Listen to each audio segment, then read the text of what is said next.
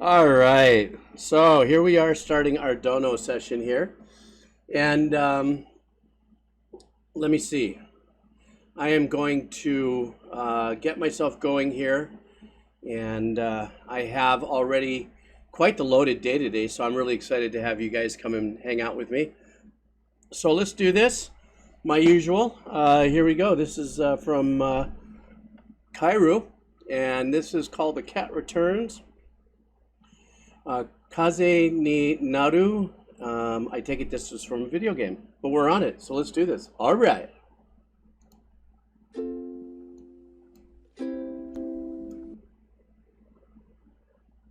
Oops, I'm sorry. My bad. I stopped it by accident while I was turning up the volume. Let's try it now.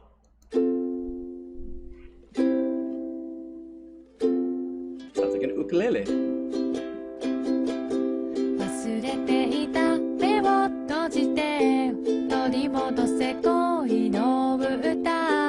I like that.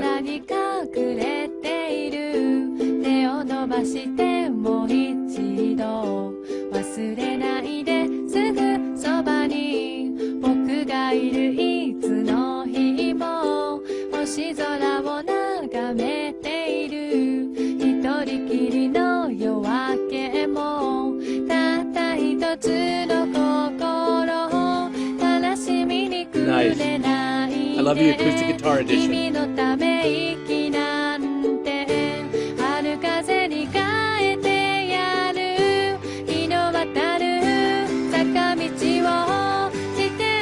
Very nice. This other arrangement you just landed.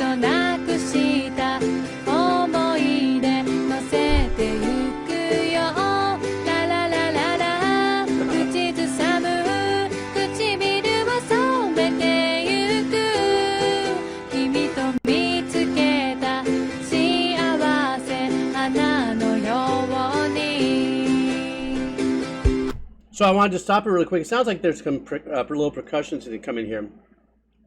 Kaze, you're right. Of course, I hear the ukulele automatically. I kind of spring a little bit.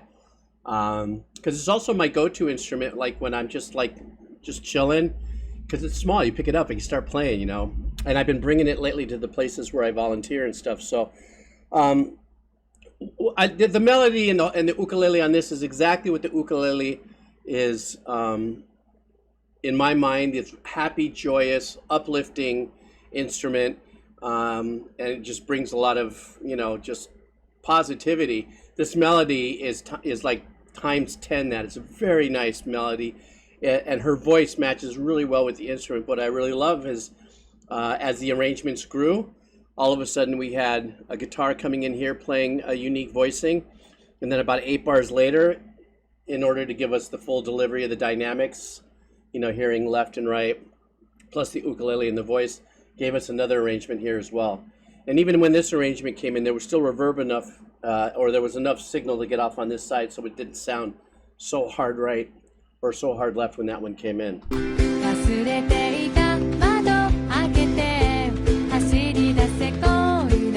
Oh, kick and bass coming in.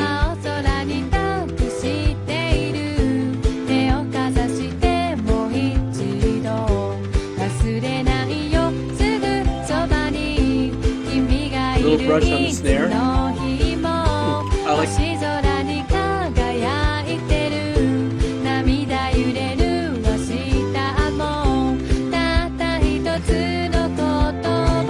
love the little unique flute arrangements that dropped in and out there in the second half.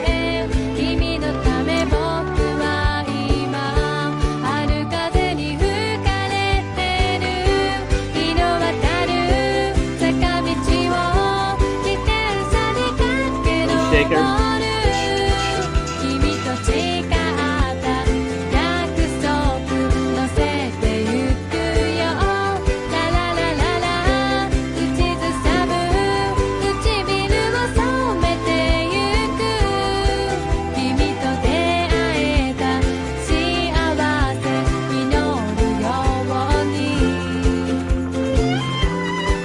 Oh, nice.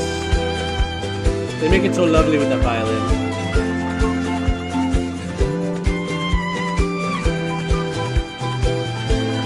No bass player.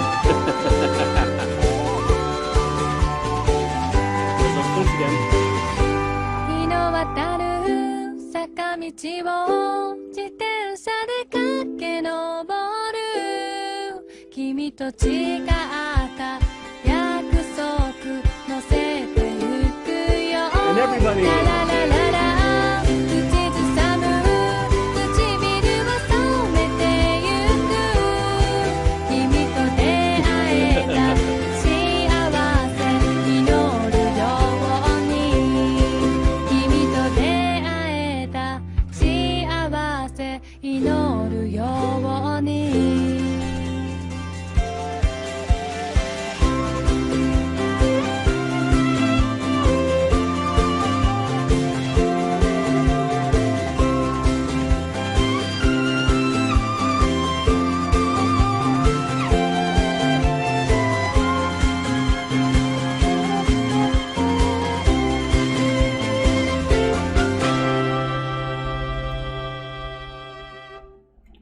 So well done. Whoops. It was so playful and so lighthearted. What a very nice way to start the music part of the stream off. The flutes, the single violin, and all that made it very intimate and very fun. I mean, but you know, the richness that or the depth that we got with the guitar overdubs was like a wonderful ambient dynamic, purposefully by doing it that way. But the whole melody and everything about it, the chord changes on the ook, the melody, what was being sung and everything, it was just such lighthearted, really super playful. This could have been on any children's, book playthrough or anything like that, or any kind of musical or cartoon or anything. It was so well done. Kairu, I don't know what the game is. The Cat Returns, is that the name of a book, or is that the name of an anime or a game or something? The illustration looks more like storybook. Oh, it's a short anime movie. Oh, okay. I don't know. I've seen that term Ghibli. Is that something I should be? I've seen that quite a few times drop here on the stream. I don't know what that stands for. Is that the name of the studio that produces it, or is that the style that it's being done? So something like that. I don't know. Is it Jeff? Oh, okay. Well, somebody tell me when you can if there's such a thing as a. Oh, it's a movie studio. That's the name of the movie studio. Okay, gotcha. All right, great. Thanks, Kairu. That was a really super cool listen. I appreciate that. All right, guys, this is what's next. Symphony X. You know who this is from. Do you? Where are you? Are you here? I know you're here. I know you're here. So here we go. We're going to hit the Symphony X. This one was sent in last week at the end of the last session by Rin. And so let's do this. And I am down for listening to some very bold Symphony X music. So here we go. Pretty long here. We're pushing those long ones, aren't we? Here we go.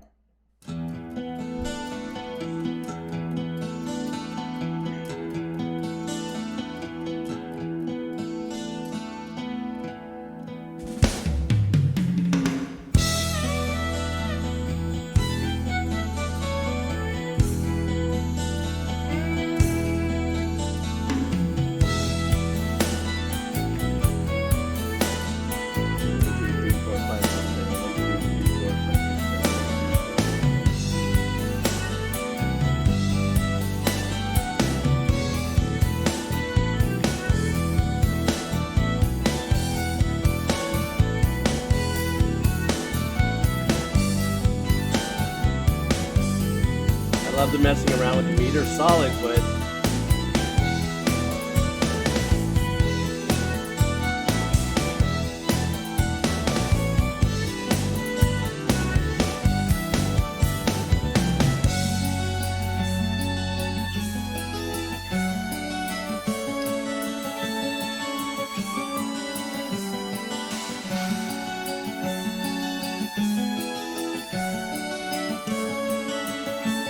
Ren, what year was this released?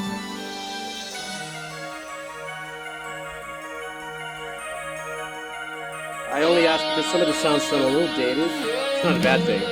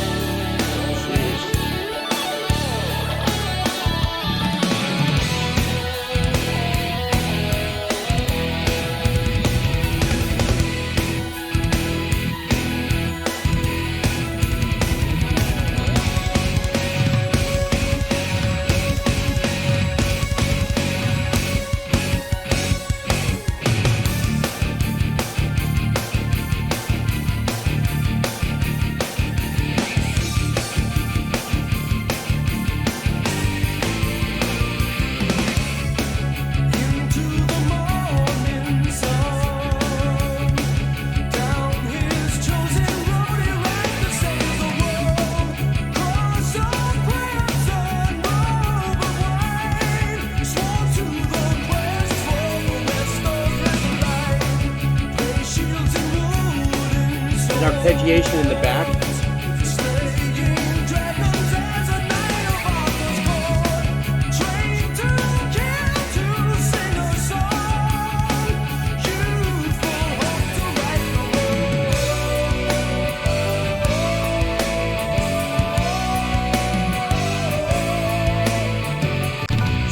So briefly, I just want to ask for those in the know, Dream Theater, Symphony X, Chicken Before the Egg. Was there anyone, excuse me, was there a period in this prog rock world where things came out at once, or did one start off and others start to peel into it, kind of a thing? This is so well done, but it's very proggy. It's very pushing, you know, the edges and stuff like that. And I know that Nightwish is another one. I don't, so far in my listening adventure, I haven't heard Nightwish perhaps be as proggy as this, but then again, I probably only listened to 8 songs from Nightwish, so I'm sure that there are cuts that are, but it's like there's this ball of supreme prog metal bands and musicians that I don't know if they all kind of came out at the same time. They were influenced by each other, which opened doors for musicians to go, oh wow, this is now acceptable, let's go in this direction. So that's why I'm asking you guys that question. Let's go back in.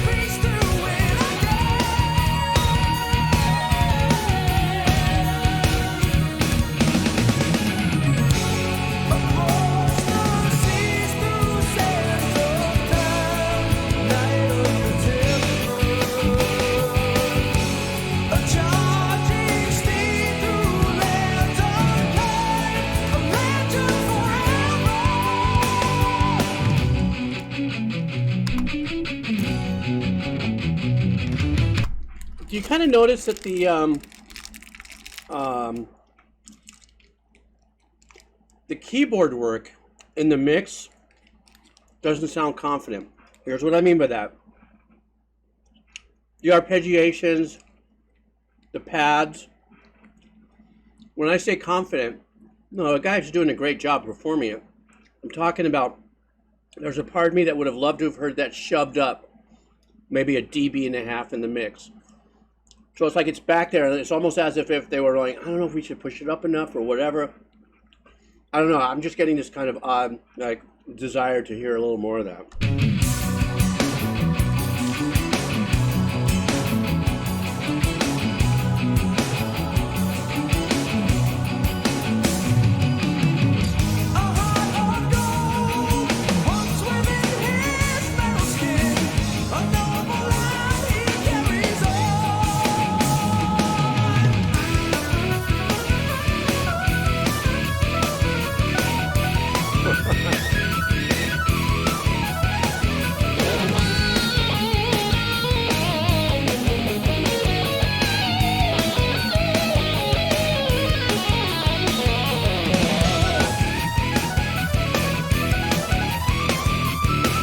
Very Dream Theater right here.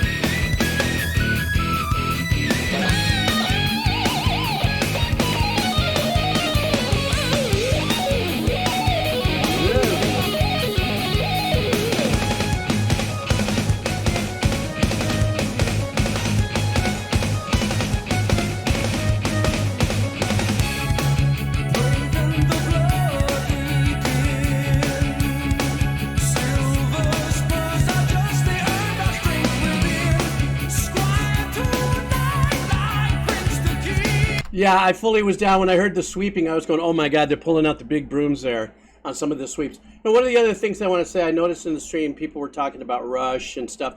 There's no two ways about it. There's Yes, Rush, ELO, Jethro Tull, you know, except yeah, I think because of the engineering, the performance, the sounds of the, you know, there's a good 10, 12-year gap between those bands and their 70s style prog, to where even when Dream Theater first came out, even the techniques of recordings have changed and the sounds have changed and stuff. But there's a lot of those elements in there. I don't know. Is it me? I don't know. Tell me.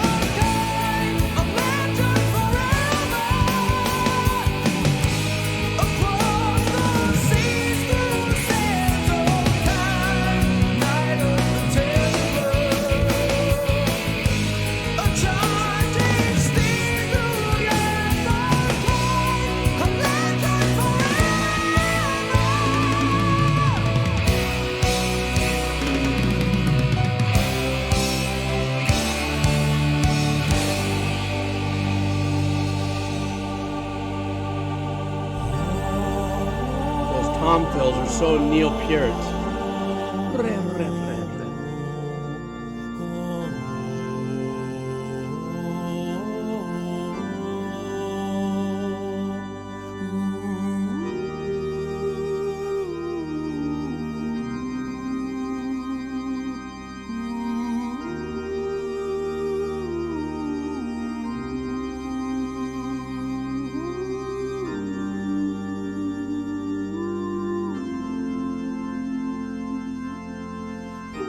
Before the storm.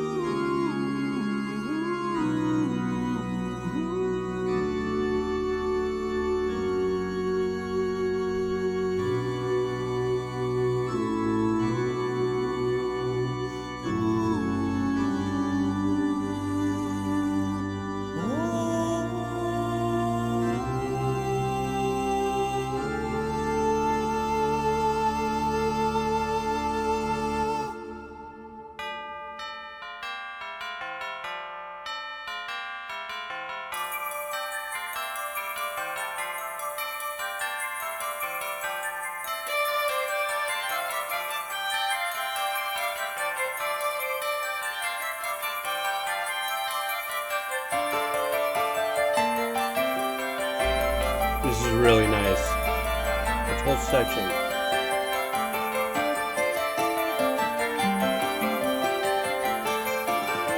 How many of you are feeling yes here?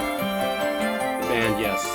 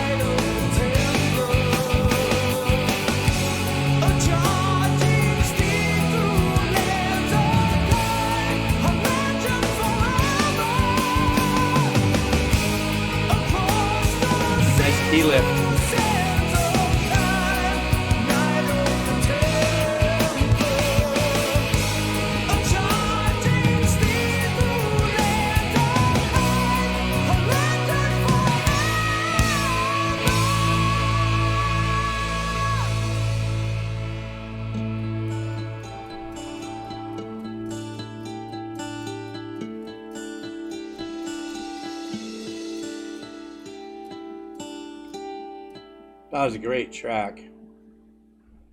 That was a super solid listen. There was, you know, in a piece this long, I can't do a real cohesive breakdown. I mean, kind of like the way I like to and get a little deep in it, because when you get so many different changes going on in there, and each one of them have an orbit of its own in the universe of the piece.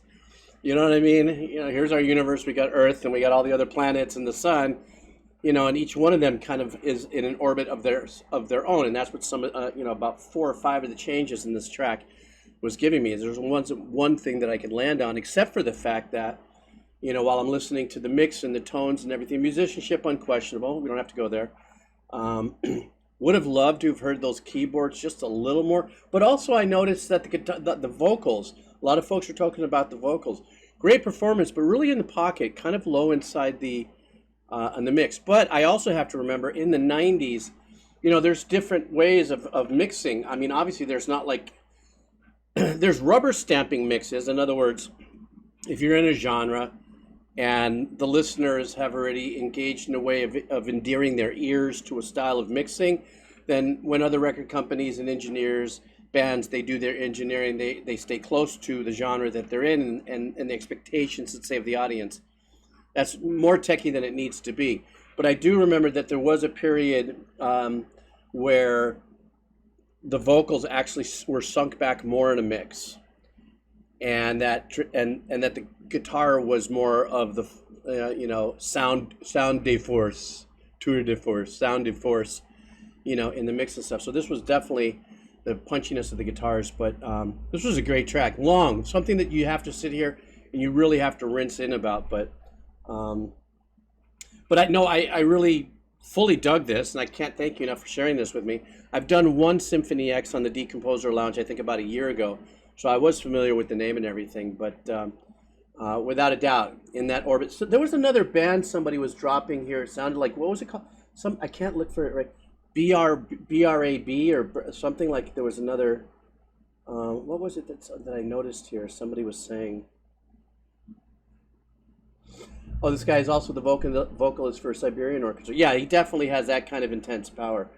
Somebody was leaving a thing here that this, and I was going, wow, that's another band I haven't heard about that must be in this genre. Oh, Bards, BARDS, I think was what was mentioned, BARDS. So I don't know if that's an acronym for another band, but I don't know. Fill me in on that one. All right, let's go to the next one here. The next one here is we're going into video games. I guess, I don't know. Bard is just a reference to, oh, storytellers. You see, I didn't know. I didn't know what that meant. Okay, thank you both, Kairu and Ren. Okay, so this one is a video game. Okay, this one is Destiny Warriors 8, the OST. This one is called Capricious Wind. Let's do this. All right.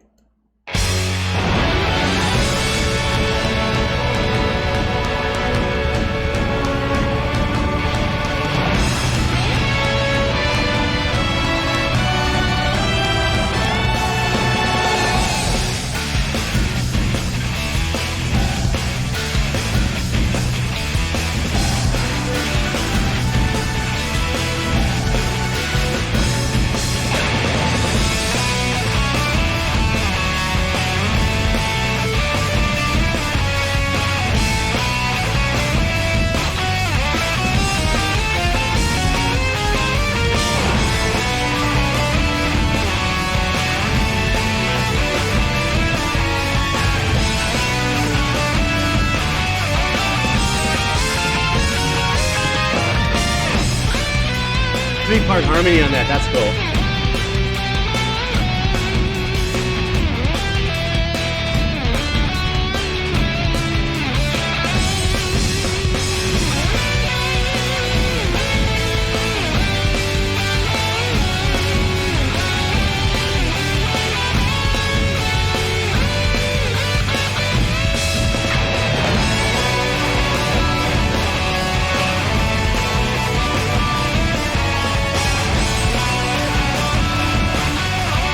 Love the background vocals.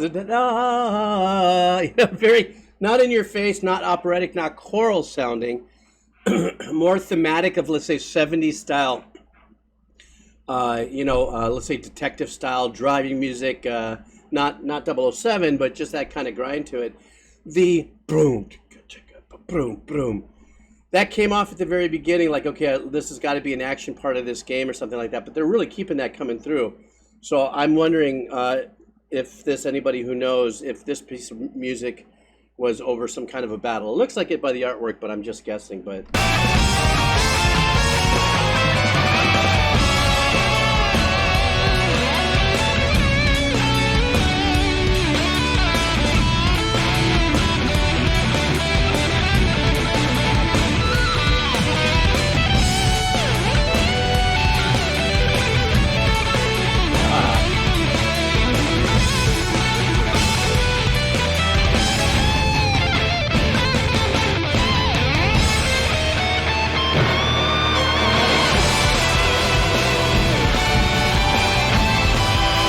love the bass in this.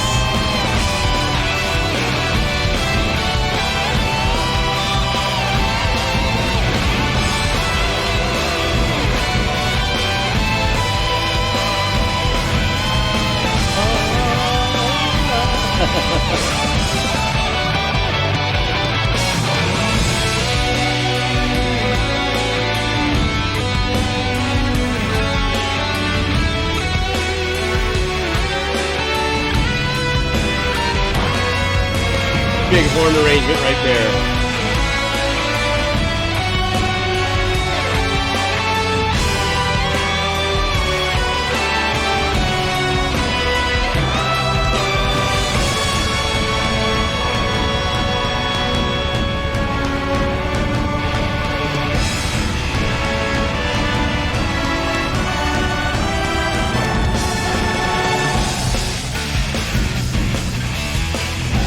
You know what was really unique about that section we just heard is that what they did in how they constructed the track is that last, let's say, minute was they actually removed the gutsiness of the crunch power chords and substituted it with that really, super forte horn section. So, when the horns are really coming at it, super forte and stuff like that, it has a sizzle and a ripped sound to it when you're blowing it that way, especially, the lower range and stuff like that. So it replaced the heaviness of what the guitars were doing as far as crunch work, And so now at that point, it became more of a rock orchestral kind of a vibe, along with the background vocals. So now it went from this kind of rock metal theater kind of vibe into more of an orchestral vibe, when they let the guitars kind of pull back a little bit. Now it seems like they're just finishing up with getting the guitars back in.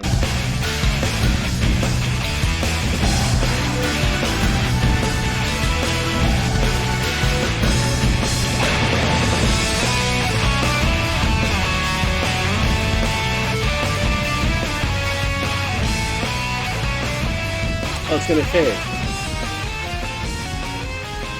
You see what they were doing there? They're having a little fun with that.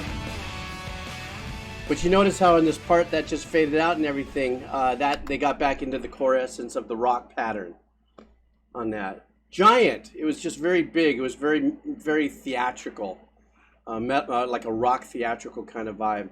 But like I said, I liked how they snuck in some of those more pop style background vocals. That kind of reminded me of the old days and stuff. This was a really super sick list, and I love that. Thank you so much for that. I appreciate that. That was very nice of you to donate for this song. And I've got to take a look at the game Destiny Warriors 8. Is it a JRPG or is it a kind of, I don't know. You tell me. Okay, next up. What's this? This is Driftland, the Magic Revival, Story of the Elders One. So this looks like this must be another anime, perhaps, guys? Something like, oh, it's a game. This is a game? Okay. Well, I guess it's a strategy game. Oh, the other one's a strategy game. I got you. Sorry, we're a little behind here on the stream. This one is what? This one says, oh, it says original game soundtrack. So we'll just leave it at that. It is a game. All right, let's listen to this one. This is Story of the Elders 1. All right.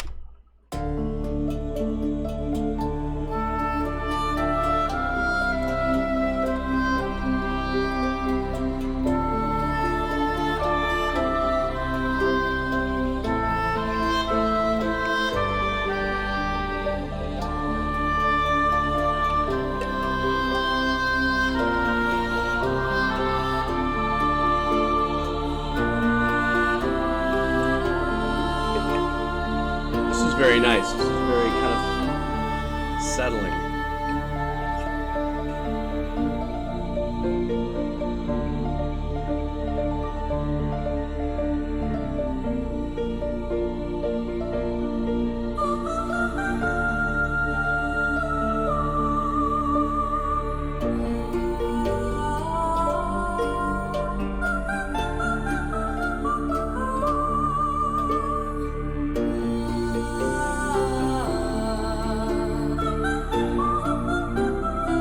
Whoa, that one note.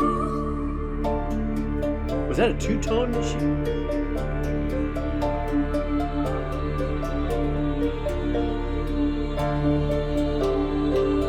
Ambient, mystical, and ethereal, I would say, would be a good way to describe this.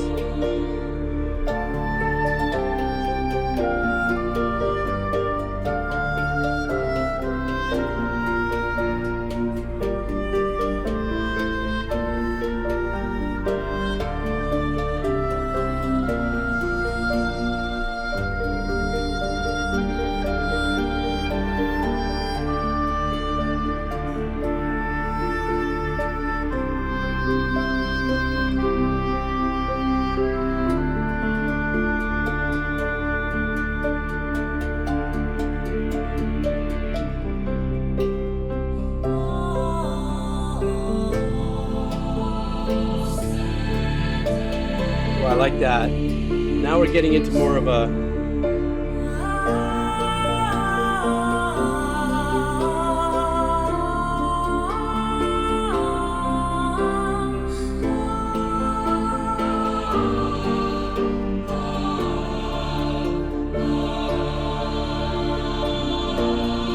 kind of like a dire, mystical kind of vibe. So everything has been very kind of like hopeful, but always on the look for something like, you know, things are to come, kind of a piece of music. So it's not like so much that it's settling, like we get to sit down and relax and just kind of look out, you know, over the hills as the sun sets or the moon rises or something. There's still a little bit of tug of war between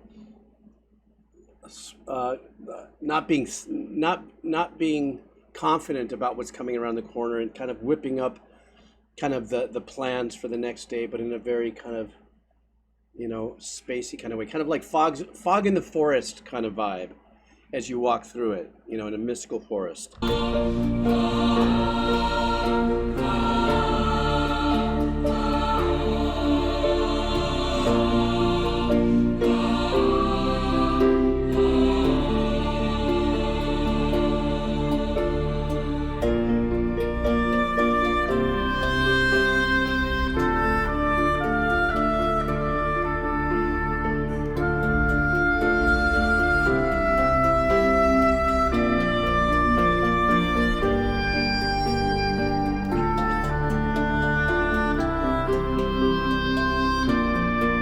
That little arpeggiation that's just below the piano too. It has a percussive element to it.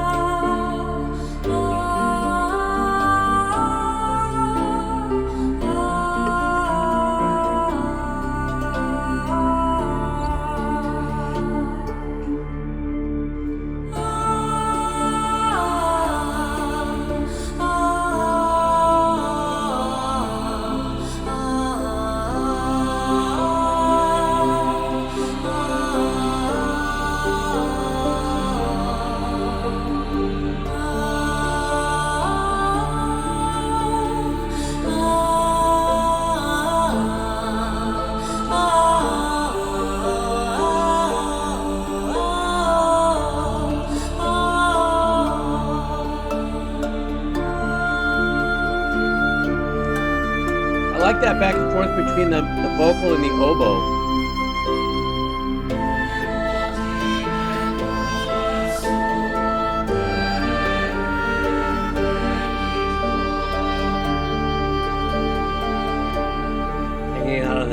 Hanging out on that note gives us a little feeling of like, not sure what's next.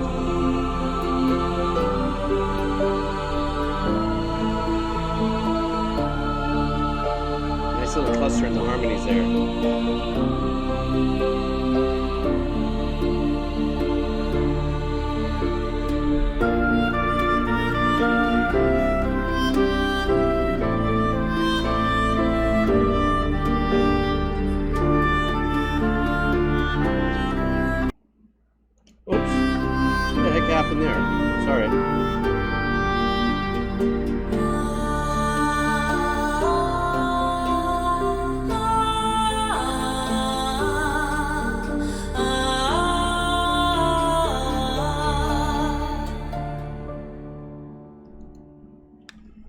That was a really nice kind of. I think only because I'm looking at the artwork and stuff like that. And recently, I just came across some Game of Thrones footage thingy on YouTube and stuff. So in my mind, by virtue of looking at this artwork and thinking of Game of Thrones, it's kind of like this space between missions, space between anxiety, space between, you know, battles and stuff, of just moving forward. Like I say, it's got that thing of like seeing through the fog in the forest as things are being prepared for the next part of, in this case, the game. Albeit, I was reading some of the comments here that this is not really a stressful game at all, but it does have that fully mystical kind of I don't know what you call those kind of characters that are well, they're not like mystical angel style kind of vibe. I don't know. I think for me, I'm getting in my mind, I'm getting like, you know, fireflies and late nights with full moons coming through the trees while something is happening. It's that kind of setting with that kind of composition. I did like the uniqueness between the voices and the oboe. And what was really for me, what I was going, I wonder what the composer was thinking there, it's because the soprano line and the oboe line were in the same zone. So as the note from the vocalist would kind of wind down, the oboe would pick it up at that point. So there was a little point while listening to it going, I wonder what he was thinking about, or he or she, I don't know who the composer was thinking with that kind of crossover on the blend, letting the oboe taking off from there instead of maybe giving it a different sound. But very relaxing, super, super chill. So thank you for that. I really appreciate that. All right, what do we got next here? Oh, I got some Cuphead. Actually, I put Cuphead up here because it actually came from a Patreon request about a month and a half ago. And I remember going, oh yeah, I'll get that in the next one. And then I realized I hadn't. So, and as a matter of fact, I come to think of it, I have never done a Cuphead. I looked it up on my RPGs channel. And I was like, wait a minute, have I never not done a Cuphead? I remember seeing some Cuphead stuff when I did the Best of Battles, or was it the, yeah, we did do a Cuphead, but I don't know, maybe, oh, you know why? Because we did it on the stream and I hadn't opened up the YouTube channel, and I probably ditched the file a long time ago because the audio was kind of, it could have been one of those things. So, but we did do a boss battle that had Cuphead. So now I'm going to dedicate this listen to Cuphead, and now we're going to do this. So this is called Hell of a Time. All right.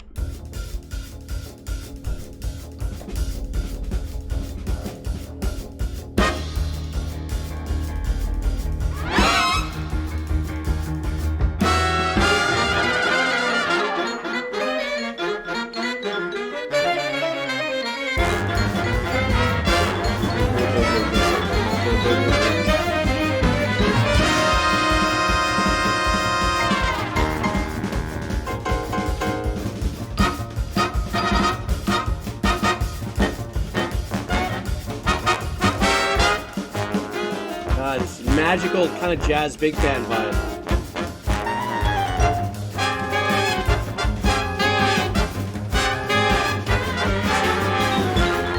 Listen to that bass player, man. He is cooking.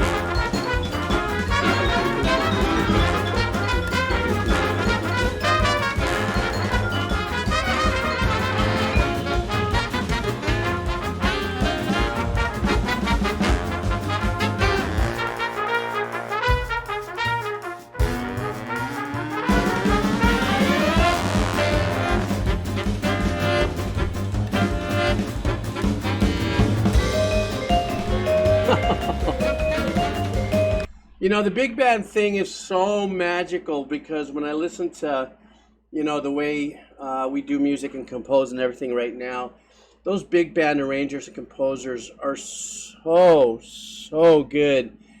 at doing arrangements. And if you really listen to this, the big band, the power of the big band is going to be the horn section. And the horn section covers everything from, you know, the clarinets and all of its iterations, tenors to bass, trombones, saxophones, from bass to soprano, trumpets, and it's, if you really listen to the arrangements on this, it's such an incredible expose of covering all the elements of a composition, a la like if it was a band, bass player holding down this line, except that might be the trombone player and or a, you know, bass or I can't think right now, but it's just I'm imagining this arrangement and stuff like boom boom boom boom boom boom boom boom boom. It's just so cool, and then they glass it off with that great xylophone sound, and of course the piano playing. But number one to me, anytime I ever listen to this kind of big band, light big band or big band jazz kind of composition, is the bass player. The bass player in all of these bands was always the guy that kept the burner going. And what I mean is just keeping it hot. And that he's like the drummer, just doesn't give up. This is all orchestra, pure.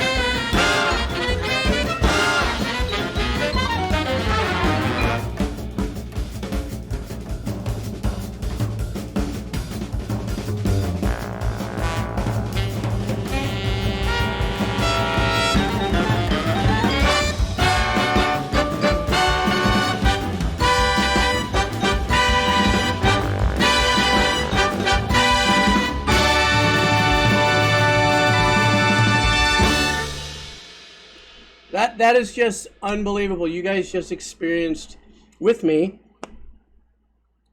You know, it's like when I listen. It's like when I listen to Streetcar Manifesto. There's just something different about that era of big band performances and stuff. I mean, it was all in your face and live. Nothing in there. There was no electric nothing in that thing. In other words, there wasn't even an electric guitar. So that's a xylophone. That's the piano. That's a complete brass section, bass, drums, and it's a sound that I miss. I really miss. I don't mean like I come from such an era where, you know, because I was, you know, already in my teens, you know, in the late 60s, early 70s, and really, you know, exposed to a lot of very unique music, and also by virtue of the family business. But this whole big band kind of vibe is just such a wonderful for me to listen to, because I, in my mind, could envision, like I closed my eyes and I could see the brass players and the bass players and everybody playing and stuff like that. You can hear the nuances of the performances, and it's just a whole different thing. But to me, as a composer, and I listen to this, I was going, oh my God, this arranger put together so much work. You know, all those notes have to be written down, right? So this for musicians. You know, see, you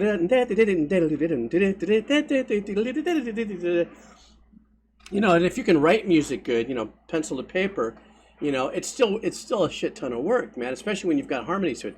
Sometimes, though, I remember watching my dad, you know, back in, you know, paper pencil days in the 70s, you know, when I was getting interested in what he was doing, and watching him write, you know, complete charts, you know, for strings and brass and stuff like that. And a lot of times I would watch what he would do, and sometimes he wouldn't even play some of the notes out on the piano just to hear him. He would automatically go, okay, next time is, I go, Dad, how would you know? He goes, oh, I'll read it back and play it on the piano, make sure I got it right. You know, the authentic days of creating music, that's all. Not any better, not any worse, just those days, you know. So, anyhow, yeah, that's my story, and I'm sticking to it. So let's see, what's next here? Next up, Max Payne 2. Wow, where do I know Max Payne from? They had some kind of game on one of the consoles. I forgot what it was. There was a console. Why do I remember a Max Payne game? I never could figure it out or something. What's it? How far back does Max Payne go? You know, so, does anybody remember? I can't. 2001, huh? Yeah, because I remember somewhere, I don't know if it was one of my daughter's consoles or something, but there was a Max Payne game on something. I could never wrap my head around how to play. I'd never played it before, and they didn't have any YouTube then, so there wasn't like I can go do YouTube, like, you know, hey, how do I get past this thing? So anyhow, so let's do this. This is Max Payne 2, the OST, number 9, Poets of the Fall, Late Goodbye. All right.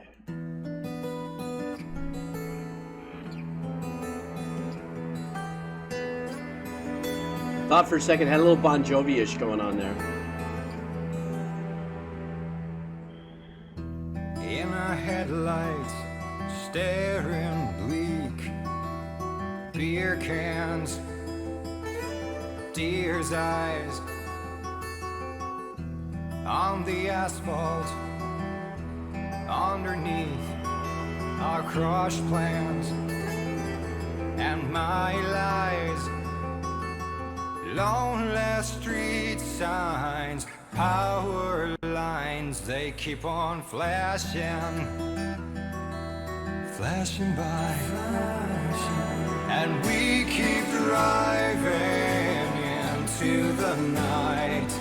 It's a late goodbye, such a late goodbye, and we keep driving into the night. It's a late goodbye. Your breath hot upon my cheek, and we crossed that line. Love the strings of this. You made me A lot of breathing. when I was feeling weak, and we crossed that one time. Screaming stop signs, staring wild eyes keep on flashing by, and we keep driving into the night. This is a great track. It's a late goodbye, such a late goodbye, and we keep driving into the night. It's a late goodbye.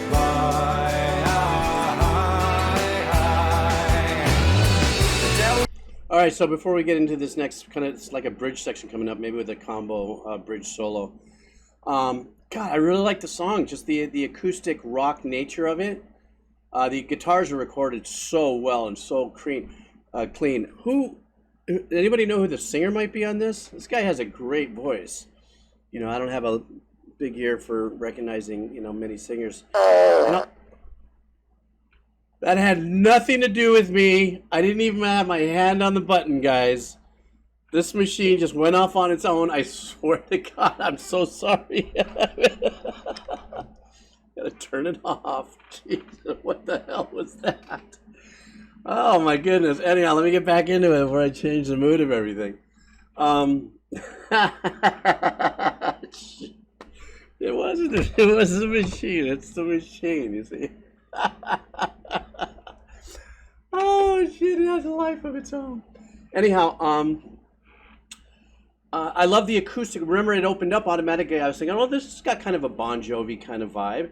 And that acoustic rock element that they have going through here is so clean and so well done. But this guy has such a great tone to his voice, and his performance has the right soul for this track. But what I love as well is the string dynamics behind it. You know, the string arrangements are very nice and supportive. They're very wide open. They're not bold and out there as much as they are just a really super supportive part of the arrangement. But when it comes in with the drums and the bass, I was expecting maybe it was going to get a little darker and harsher guitar-wise, like maybe adding some distorted or punch to it. But it just leveled it up. Just the addition of the bass and the drums levels it up. And they didn't add anything more there. Really like the background vocal harmonies on this as well. Grins from ear to ear when he sees the hand dealt us. Points at your flaming hair and then playing hide and Nice move there in seek. production. I can't breathe easy here, this our trail's gone cold behind us. Till in the John mirror you stare at yourself grown old and weak. We keep driving. Nice how they pulled out that distorted guitar. Gives it It's a breathing room. late goodbye, such a late goodbye. We keep driving to the night. It's a late goodbye, such a late goodbye. We keep driving to the night. It's a late goodbye, such a late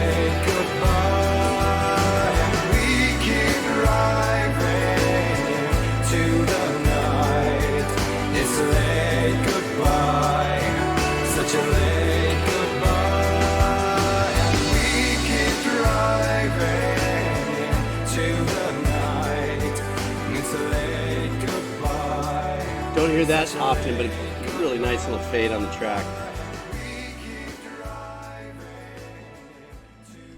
So, like I had said when I first opened up the track, and I had said again in the second stop, it was that kind of Bon Jovi acoustic rock kind of element to it. But his tone, obviously nothing like Bon Jovi. It's just what it reminded me of. And then even in that bridge section, I said, okay, we're going to power up into a bridge. I don't know if it was going to be a solo or if they were just going to power it up. So at that point, they introduced the distorted guitar sound, and but they didn't give it this front and center. They just gave it more of a sizzle part of the arrangement to drive home that bridge. And they continued on a little bit as they started to get into the hook. But what I really liked is when they decided just to cut those guitars out, and it once again opened up the acoustic aspect of the performance, gave it some breathing space, where you can really also appreciate some of the finger work of the guitar playing that was being done. You know, the core of the arrangement was played on this side, but the guitar that was overdubbed on this side was using a little bit more liberties with some voicings, some double stop playing and slides that was going on. But this guy's voice is killing me. And the harmonies are very well written. Somebody just, let's see. Oh, Shadow, thank you so much. How's it, brother? So apparently Marco Saresto was the vocalist. Yes, very 90s, very comfortable, but you know, just still that kind of getting into the rocks, you know, kind of vibe. You know, so it wasn't like an acoustic song in the sense that, you know, it was laid back around the campfire. It still had push to it. It still had mystique to it. It still had mysterious to it, you know, like, you know, kind of, I guess, like the game. I don't know much about the game, so, but yeah, that was a great suggestion. Okay, guys, stand by for 1 second. I'm going to kind of parachute into looking and make sure I have something here. Let me see here. Okey-doke. Give me a second, guys. I'm moving around a little something in my system here. Okay, next up is going to be Iron Golem from Dark Souls.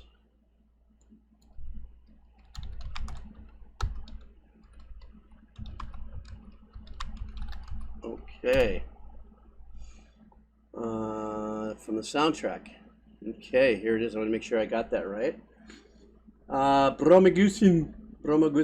Is that the one, the OST right here? It sounds like Dark Souls soundtrack. Should I just put in OST and see what happens?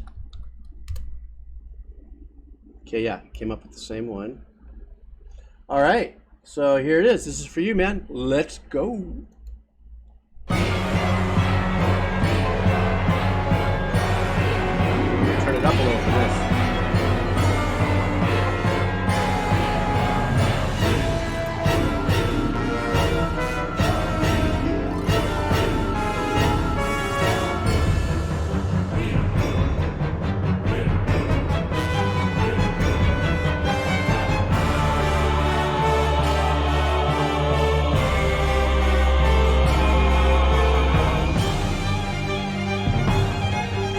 Wow, something massive must be happening during this track.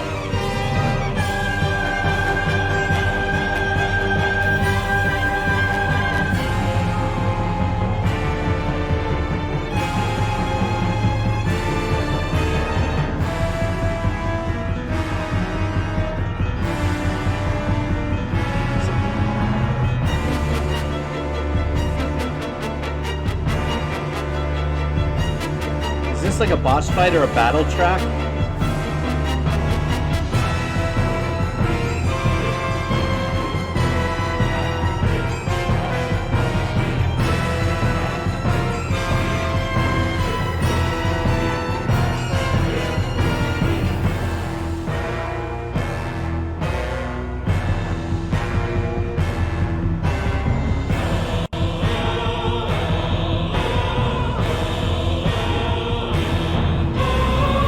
This track hasn't let you go once. The second this track started, it was always on your back, on your shoulder, clawing at you. You know, with the kind of arrangements that composer Motai Sakuraba. The way the composer keeps you pinned, and like I said, it's like this constant clawing at your shoulders, like you're just not getting away. 2 step forward, 1 step back in this battle, creating a lot of tension with a lot of that gun. Dun, dun, dun, dun, dun, dun, dun, dun, dun, dun, dun, dun, dun, dun, dun, dun, dun. And it's like you're struggling through molasses in a really hard kind of like getaway, or in this case, a really gnarly battle. You know, and it has that just that real super heaviness, but there's a lot of that you know, it isn't extremely blown out and blood gutsy, if you would, but it's definitely targeted on weighing you down and just really kind of dragging that out. Yeah, scared. That's a very good way to put it.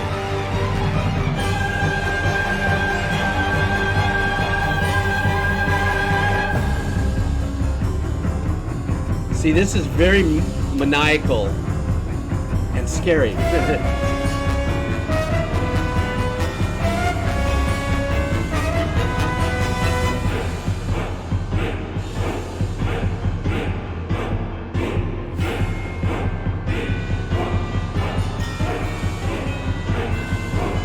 The 2 bells.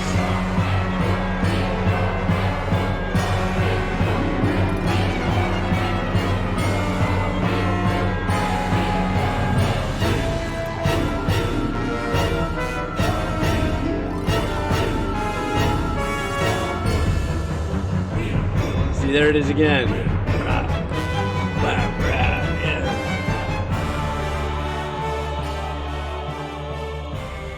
Okay, so it just repeats out after that. Yeah, just dark and scary and maniacal and, you know, relentless. I think maybe that's another good word for it. It was a little thin in the what the composer could have done in depth, but I think that had to do with the sounds he was working with, number one, and number two. I've mentioned this before, how some composers, you have to think about this, is that if you're writing for one of the gnarlier boss fights, especially something as dark and as heavy and visceral and disemboweling style of music against whatever is happening in action. Lately, I've been having people leaving comments going, "Oh my God, I had no idea this song was either complex or all this because I've only heard it against gameplay. And then when you have gameplay, you have this music behind you, but if you have the explosions or, you know, the implement that you're trying to kill the monster with hits and it explodes and all this sort of stuff, you have all this over percussive sound design that's going on for the game that a lot of times not using a lot or filling the music up to be so rich and so fat is a smart thing. You just want it to set, you know, a stage and all that. So there was a little, if I was to say, as dark and heavy as this was and how incredibly well it was composed, it sounded a little reserved. That's, you know, that kind of a little slightly conservative in it. And I'll bet you dollars to donuts, and I do love donuts. I like dollars too. That could have been what was happening there. But Bramagusina, thank you so much, brother. Oranai, are you here? Oh, of course, Oranai. Your favorite band ever.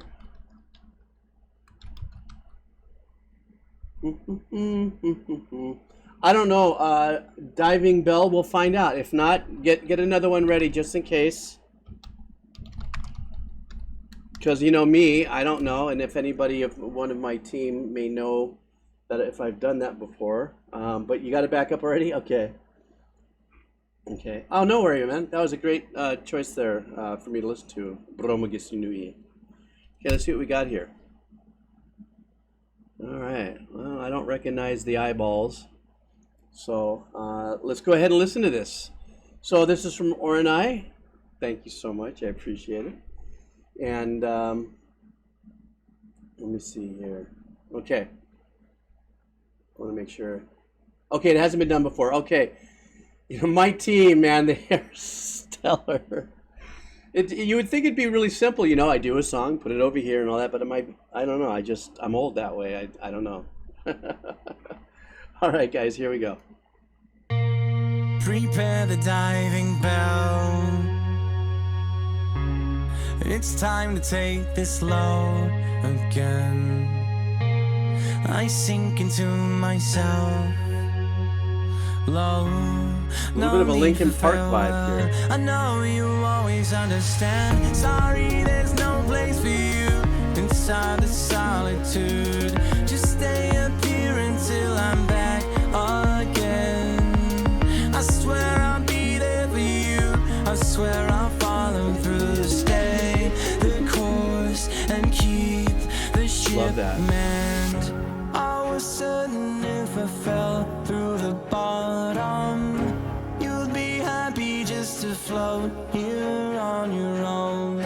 I was never quite prepared for the long ride. Oh, away, away, away alone. Wow. I just got chicken skin.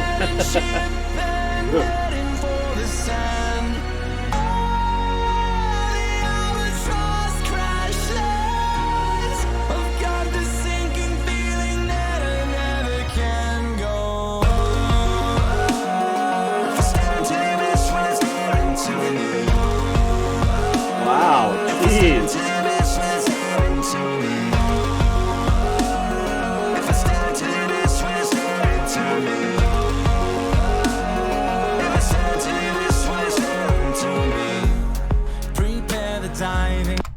Oh my goodness! I don't know why. Is this Oranite? Is this a pretty big separation from the other tracks you've had me listen to this band? I don't recall any of their works being as stringent EDM as what I'm hearing here, which is a beautiful thing. The ambience they set up with some of the chord sounds that they're getting from the modules are just beautiful. This guy's voice, though, when he hit that song, I got full on chicken skin. I was like, oh, jeez, that was incredible. But I love the beauty of the quirkiness of the track. You know what I'm saying? And then there's these subtle arpeggiations in there that kind of give you that, like, you kind of almost feel like you just want to, like, in the middle of a moonlit night, just kind of open your arms and go, and just kind of fly and glide. And this guy's voice and the melody on this piece is so wonderful. Maybe just for a spell again.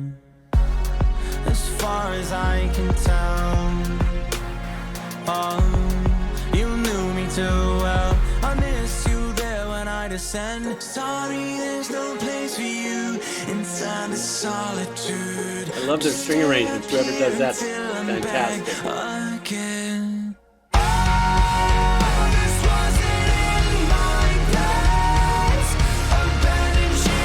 All right, this is a little more familiar, the punchiness here.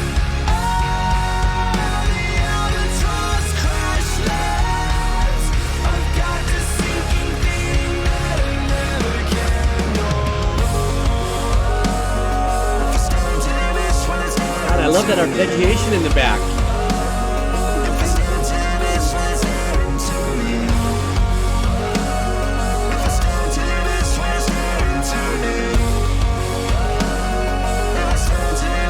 I got to stop really quick. I'm going to go back just a little bit. I want you guys to just do one thing. Do me a favor. Focus on the kick on this. A super unique choice in how they produced, EQ'd this kick to be a very almost, you can almost feel it almost was like as if it was creative just to hit you right here. Let's focus in on the kick and the sound of the kick and the tone of the kick on this.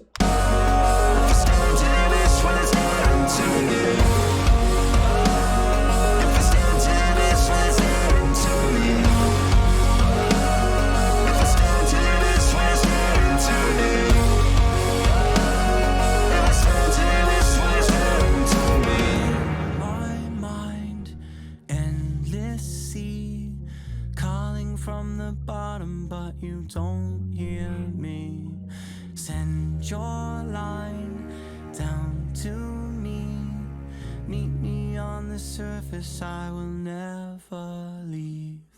In my mind, endless sea. Little jump scare.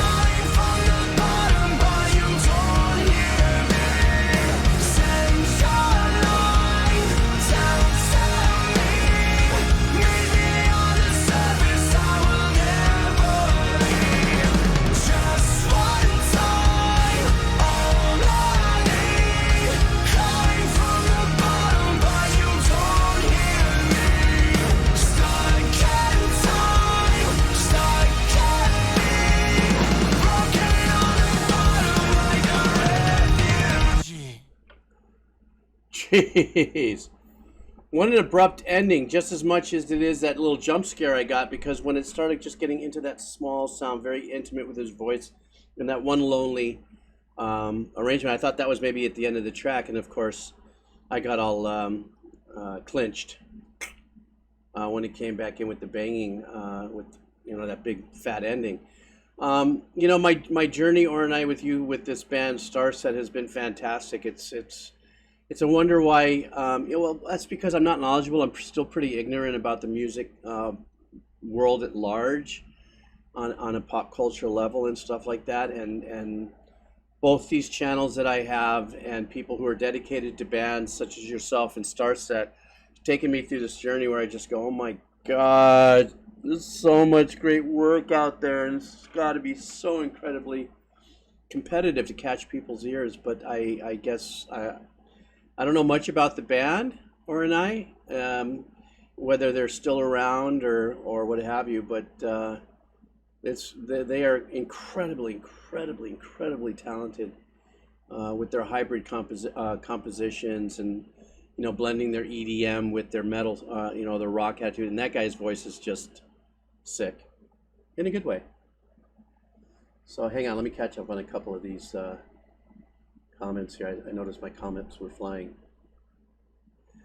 Boring accountant. Oh, thank you so much. I appreciate that. That was nice of you to drop in that comment. I'm glad that you're enjoying whatever it is that I do when you wake up and you have a cup of coffee, or whatever your libation is at the end of the night, or whenever you get a chance to hear what it is that I do when I do.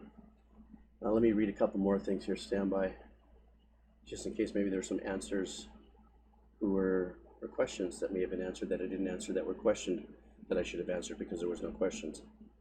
Phoenix Ficus, how you doing? Okay, I guess everybody's covered. All right, so let's go to this next one, Scan Visor. Oh my goodness, you're gonna have me do a Halo Reach piece of music, huh? Scan Visor, you're gonna take me back into the depth of Halo Reach. We got to get a Marty song in there, man. Such a legacy position in my soundtrack, excuse me, of life. You know, I don't know. I think we've talked about this before. The thing about video games and what it does. In my short experience, and you guys chime in if I'm right or wrong, I really would like to hear your opinion on this. I think when we find a favorite band or a favorite singer, let's say we go out and, well, back in the day, buy a 45 or a 33 or a cassette tape or a CD to finally MP3 or whatever, and we listen to the whole album, or we listen to the band or the artist, we buy a few, and then we put them in our personal playlists, whatever it is. We listen to them, we listen to it. Sometimes you just, I remember listening to two albums that I literally, my stylus on my 33, I had to replace because I listened to it, and also the grooves in the album. I had to buy new albums. Anyhow, what I'm driving at is that we make that choice to listen to it over and over and over again. But the uniqueness thing that I found, I may have mentioned this before, is that when we're playing video games, and especially if we're locked in a part of the video game that we're replaying, you're blowing up, you're playing again, that there's a unique embedding of the music in our brains because it's escorted with the visual marriage of what it is we're watching as we listen to that piece of music, and totally unique, our physical experience. So in other words, in the case of Halo, and this is why I brought it up, was because of, you know, this request for this Halo track. I'm not just sitting there and listening to my favorite Yes album, you know, getting baked and all that, going, yeah, you know, or driving, surfing, and, you know, I'm going and I'm listening to my favorite album. That's one thing. But with the visual aspect of a video game, and we're playing, in my personal opinion, the addition of these other sensations that we're putting into it, sets the music differently in the soundtrack of life. So for me, that's my truth. You know, that's the way I feel about it. I don't know if you guys agree with me or not on that, but you know, I just feel that the music, when we listen to it while playing video games, kind of lives in a very unique place. You know, still soundtrack of lifestyle. It brings us back to a point in time. You know, when did you play this game last? Yada yada yada. But anyhow, I was just saying. So let's listen to this. This is called. Oh, the chat's kind of sleepy today, aren't we? Everyone's just kind of lurking and chilling. Okay, that's fine by me. But let me see here. This is called The Battle Begins. Oh, because everyone's vibing. All right. Shimmy, shimmy, cocoa pop. Okay. From Halo Reach. Lurk, lurk. The Battle Begins. Let's see.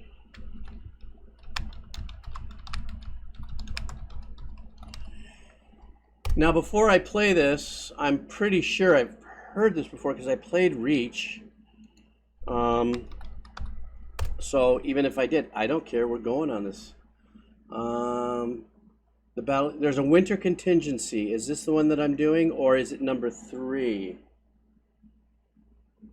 The first one. Okay, Scan Visor. All right, good. So here we go, guys. Marty, this is for you as well. You guys know I did that interview with Marty, huh? You guys, most of you already know that. I should call him back and say, hey, bro, how you doing?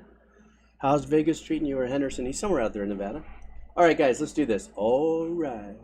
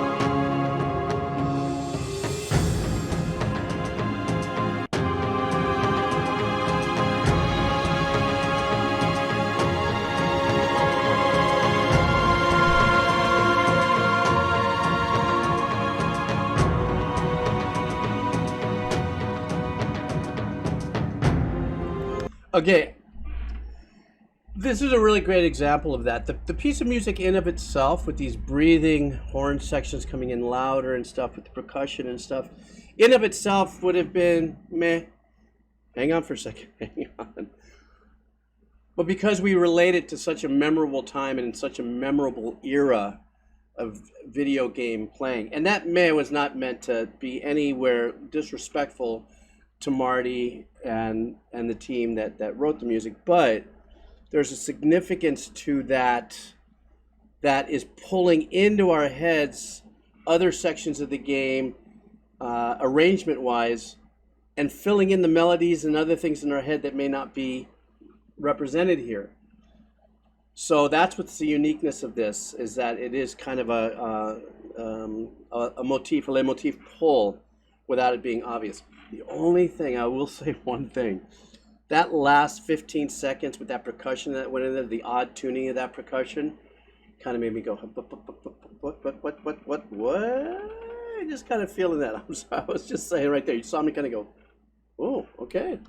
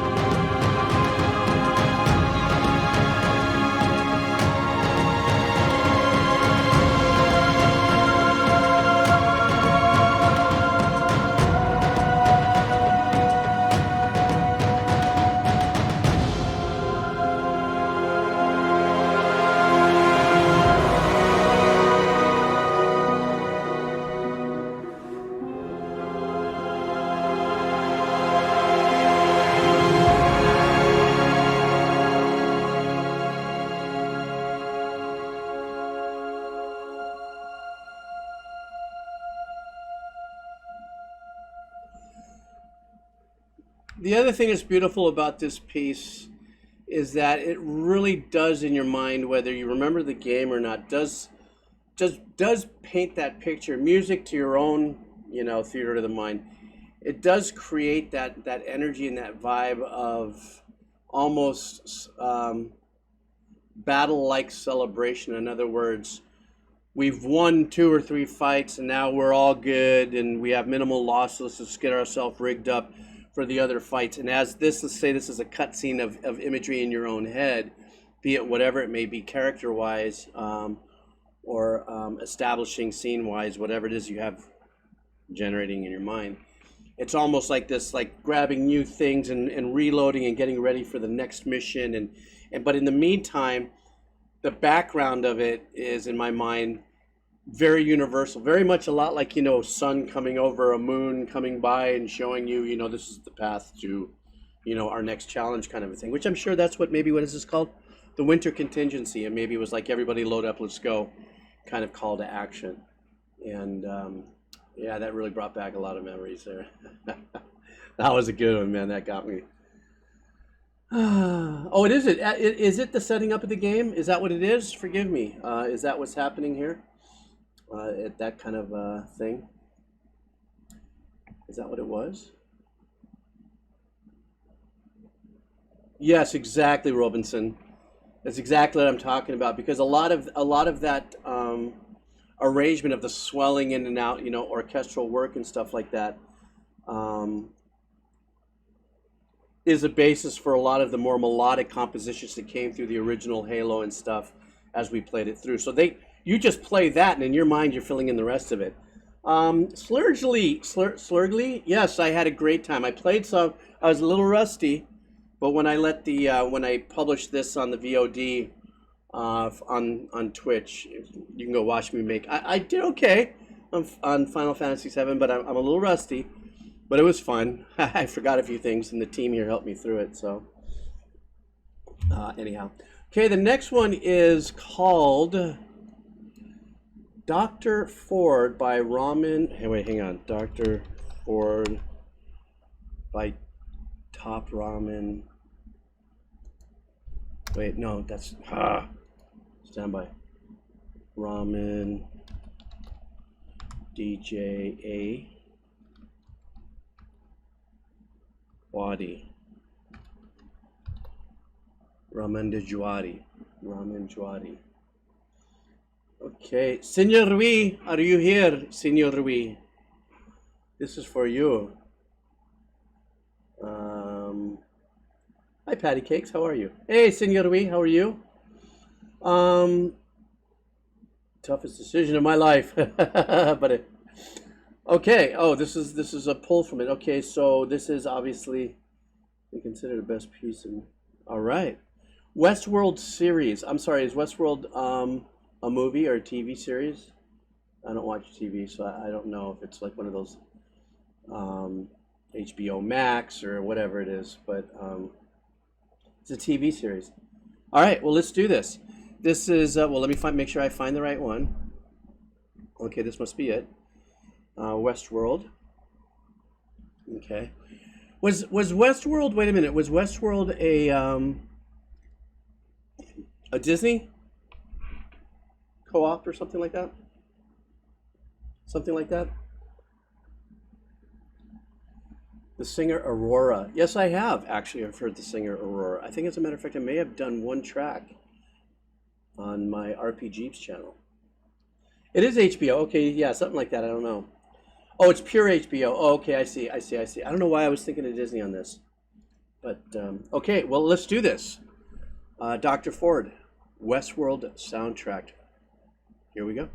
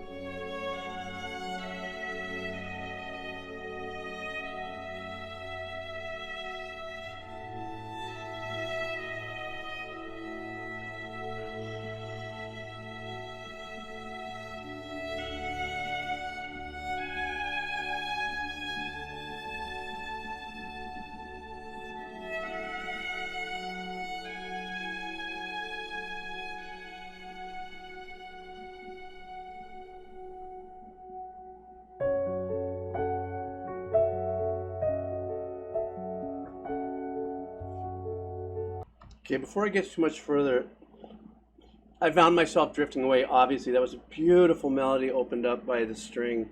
But one of the things that I was smiling at was the use of a technique where I've talked about many times on this channel, is where there is a pedaled note. That is, sometimes it's obvious, sometimes it's not.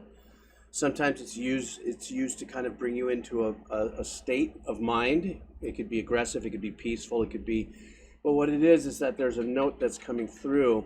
It's been there since we started, it's still there, and I'm not going to tell you what it is. I don't want to throw your head into it, but it's beautiful how well and how intimate and how light the arrangements thus far, even though we're going into the piano, the essence of that note, that through note, is still delivering a sense of comfort and place and peacefulness. Kind of puts you in a place, and then the melody on the violin and what's coming in the piano kind of, it's like stirring the cauldron of emotions, you know. Oh, ooh, that was a very, maybe I should put that on a shirt. All right, stirring the cauldron of emotions. I'm sorry, stupid.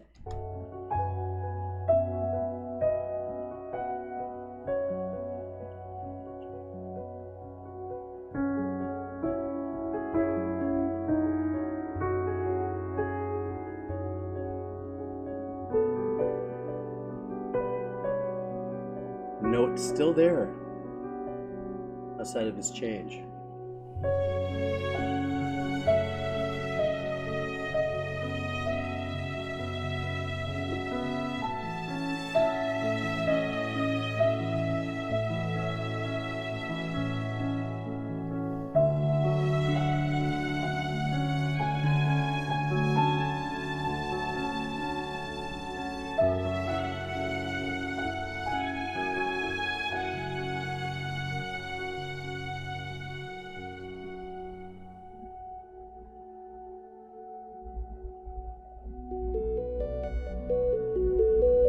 Oh, nice.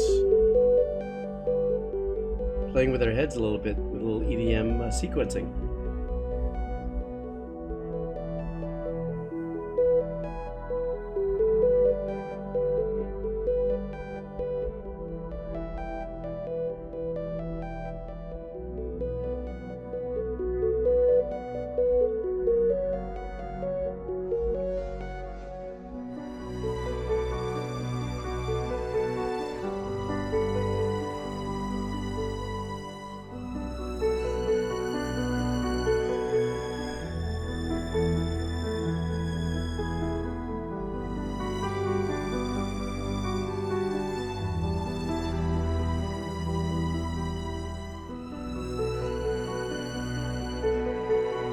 Beautiful how this section is taken over from the single instrument.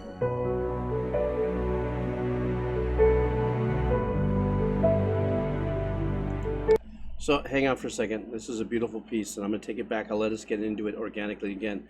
But when I just said how the section takes over for the individual instrument, is at the beginning we opened up just with a single violin. Okay, and it has a very definitive, intimate sound to it. Now what we just heard in the melody, still one single melody, no harmonies, no trickery going on there, but now it's a section of strings per se, or not per se. It is. It's not one instrument doing the melody. Now it's like 6 violins doing it, which gives us a little bit more of a. It's going to give us a little bit more of a dynamic sound, a little richer, not more powerfully, but just gives us a little more richer sound of it now. It's like multiple people singing the same exact notes, and it has a very unique effect on it. So let me take it back a little bit, and we'll let these warm strings come in and give us an abundance of warmth.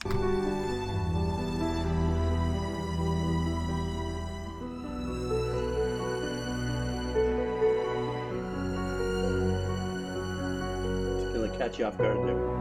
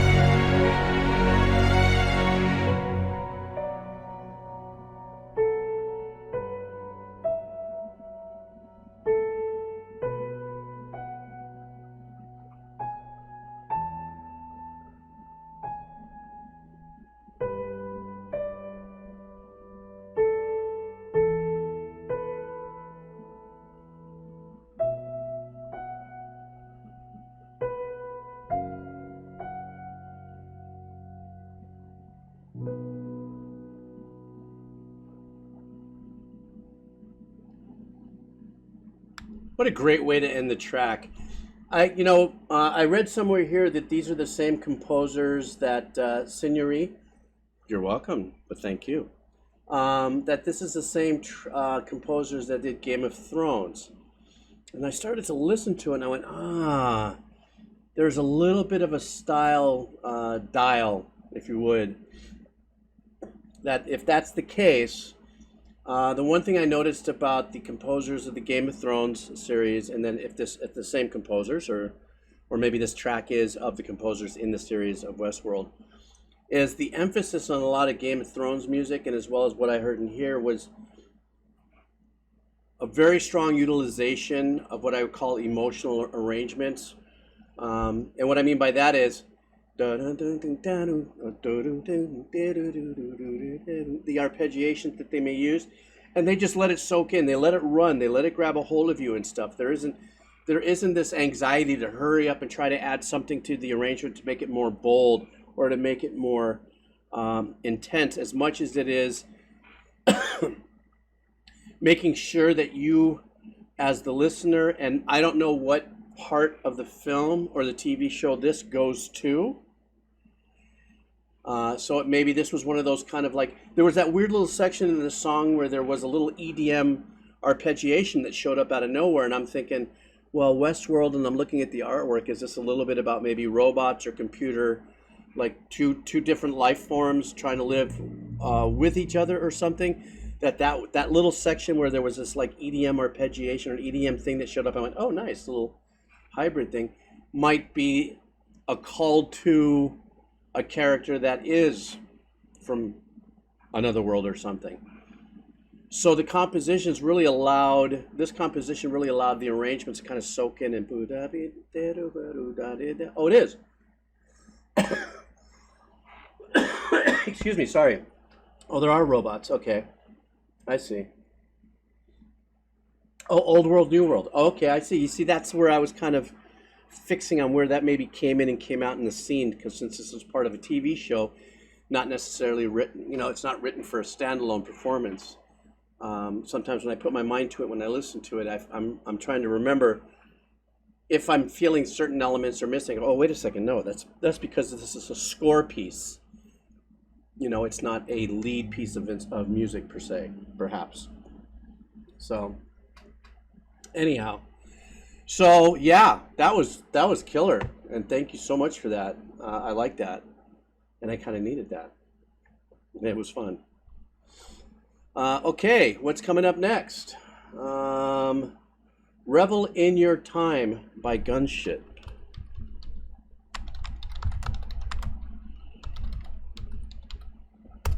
By the way, these have all been donations and stuff, and so that's what this is all happening here. We're still on it. I still have a couple more. Now after this, I think I'm going to be able to, now hang on. Oh, man.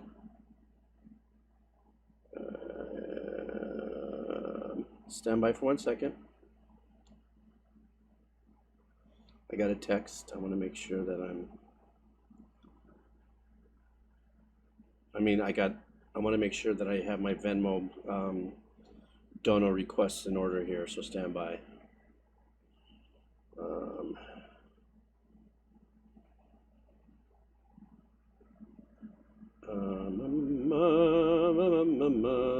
Hang on.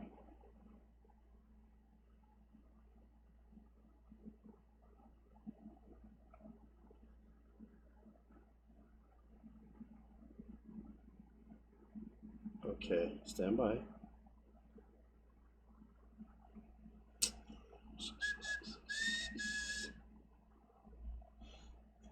Okay. Just want to make sure I'm staying on tact here. Yeah, the requests, love to, but probably need talking to a mod. 18 minutes long. Oh my goodness. And the donation we trust.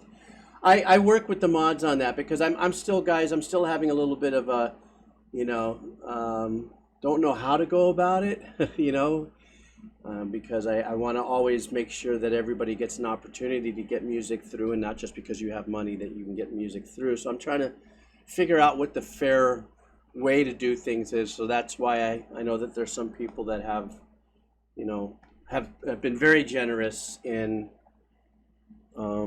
donations and stuff, but I'm trying to figure that out. But we will figure that out. Fash Demented something. Is that how you? I'm sorry. Whoops. Fash Demented. So we will figure this out.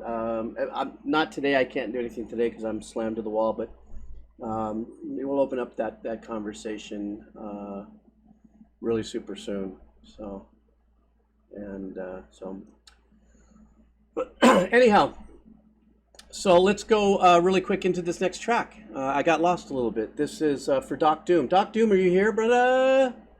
Doc Doom, how are you, Doc Doom?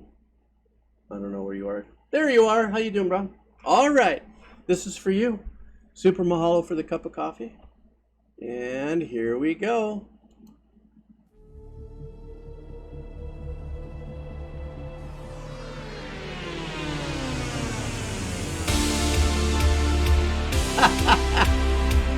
I was looking at the artwork. I'm going, give me some 80s stuff here. Come on.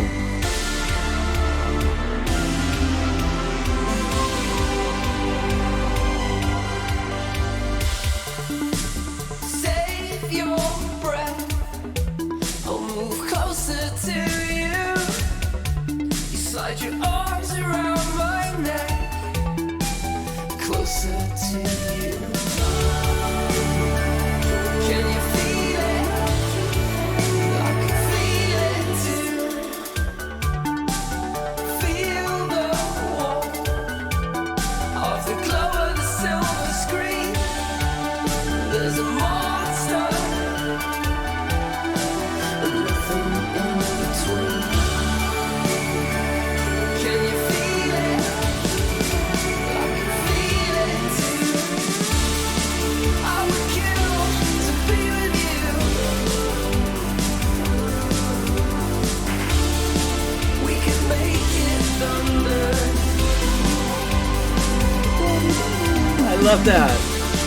I would kill to be with you.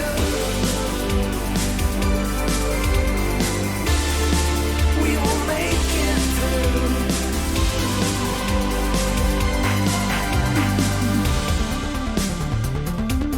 through. Ooh, nice sequence. And that bass. Okay, I gotta stop it for a second, and then I'm not gonna stop it for the rest of it because I just want to listen to this. I don't know what this is about, if this is a callback to the 80s, purposefully, designed and produced and performed to hit the 80s. Obviously, the visuals is very 80s, but they are using sounds that are so close to some of the synths I used to work with in the late 70s, early 80s, the Juno 106s, the OB8 style stuff. All you guys, if any old timers here, you know what I'm talking about. Even the sound of the drums, like an old squashy Linn drum, kind of a vibe, and even the Sin tom-toms. It's the tom-toms that are tunes. Everything about this is wonderful. The answer back analog bells, with the rhythm, with the melody. These guys, whoever produced this, whatever the reason, when they did it and how, is so perfectly done to hit that nostalgic spot for whatever it means. So I'm going to let it play for the rest of it. And if you wouldn't mind, Doc Doom, would you give me a little more on the who and when this was done for me? Time has come to fall. The chaos spreads the room. We lock in eye to eye. Zero to support.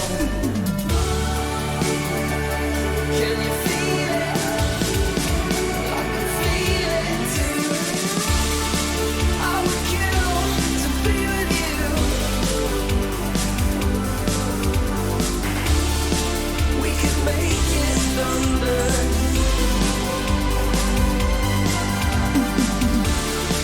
I would kill to be with you.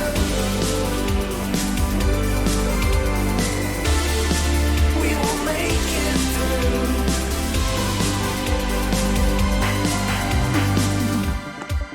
Even those old school claps, oh my goodness.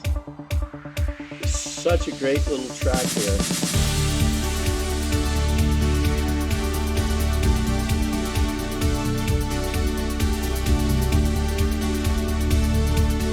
guys did a great job on this, man. You pull over, point to the sky. You shut the lights off and fly right by. The black sun sits Yeah, right, those pads, right? says Revel in our time. Can you feel it? Great arpeggiation.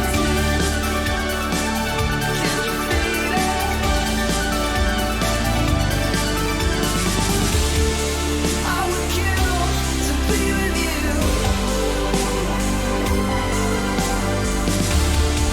We could make it thunder.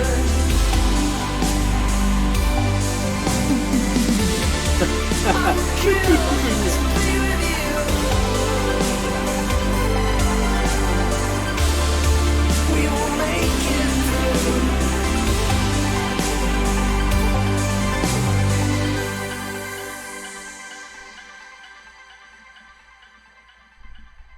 Looks like there's a little more left here on the video. Is it musical?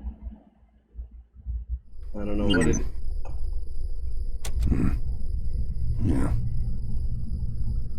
The rubber chicken with a pulley in the middle doesn't know how to use a computer.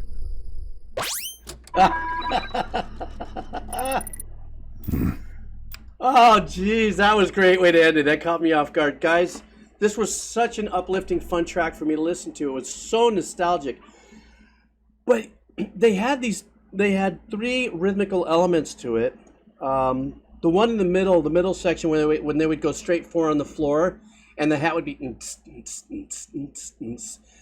everything that was constructed in this was so well done. What I didn't expect was the end. They went into the cut time.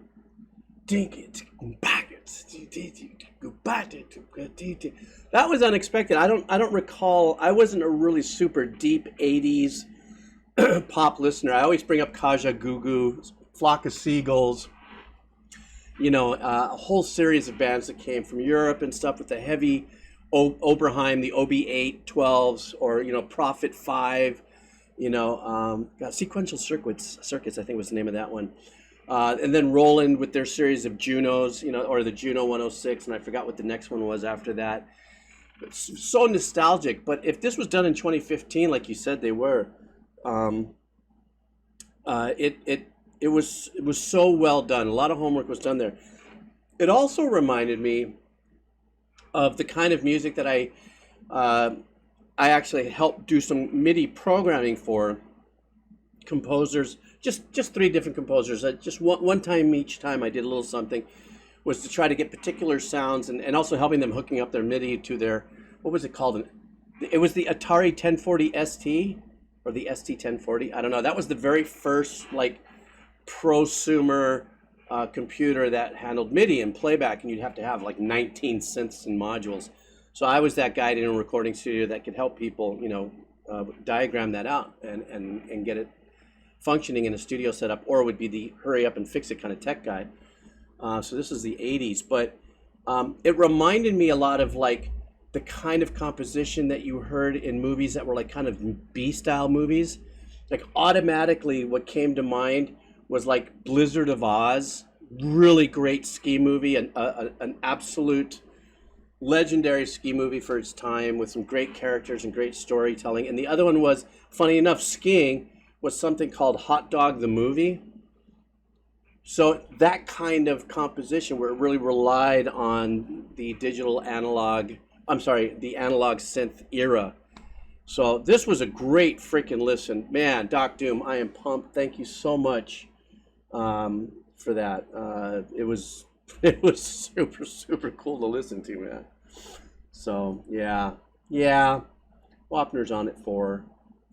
What do I have here? Oh, wait, I have another one. Stand by. I have to go back to my...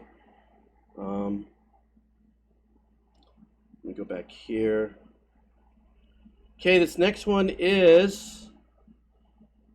Ooh, I don't know how to... Matt, are you still here? You're here.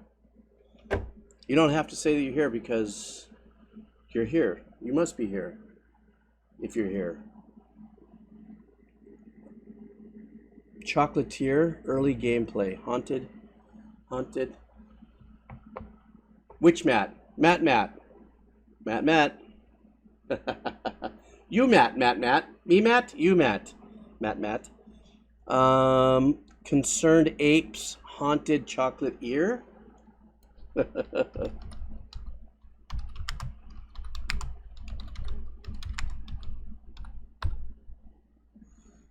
Eh?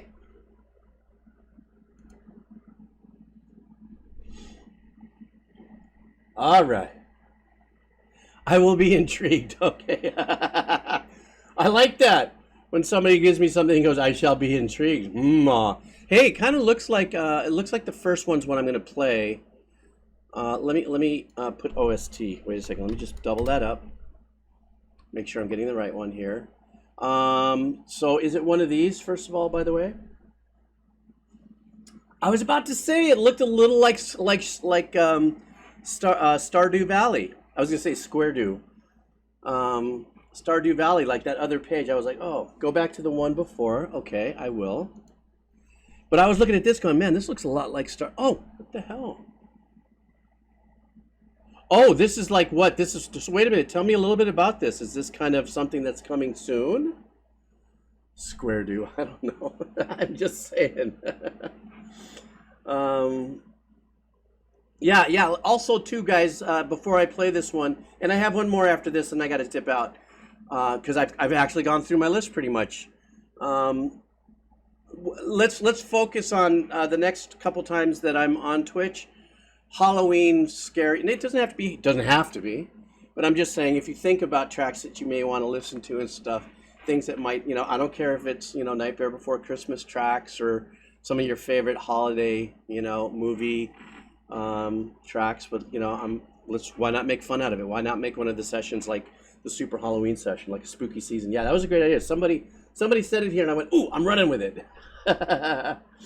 So anyhow. Okay. Oh, hi, Patty Cakes. Thank you again for saying hi and for subscribing again. Mahalo. I appreciate that. Thank you.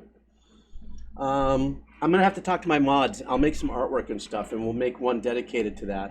I think that'd be a great idea. Okay. Here we go, guys. Hi, Liquid and Silico. All right, let me get my brain together. I'm sorry, I'm looking this way. I know you guys are going, why is he looking that way? It's because I'm looking down this. Everything's backwards compared to what we have here.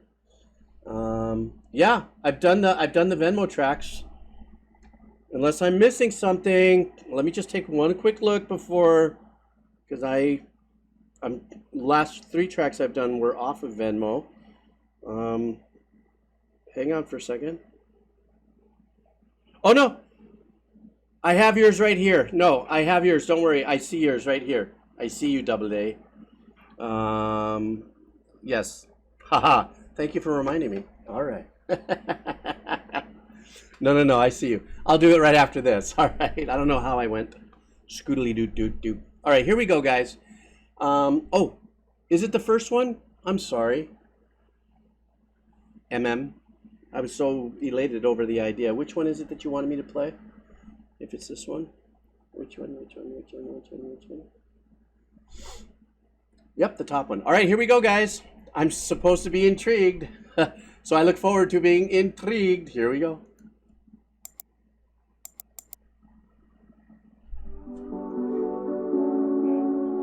So Stardew.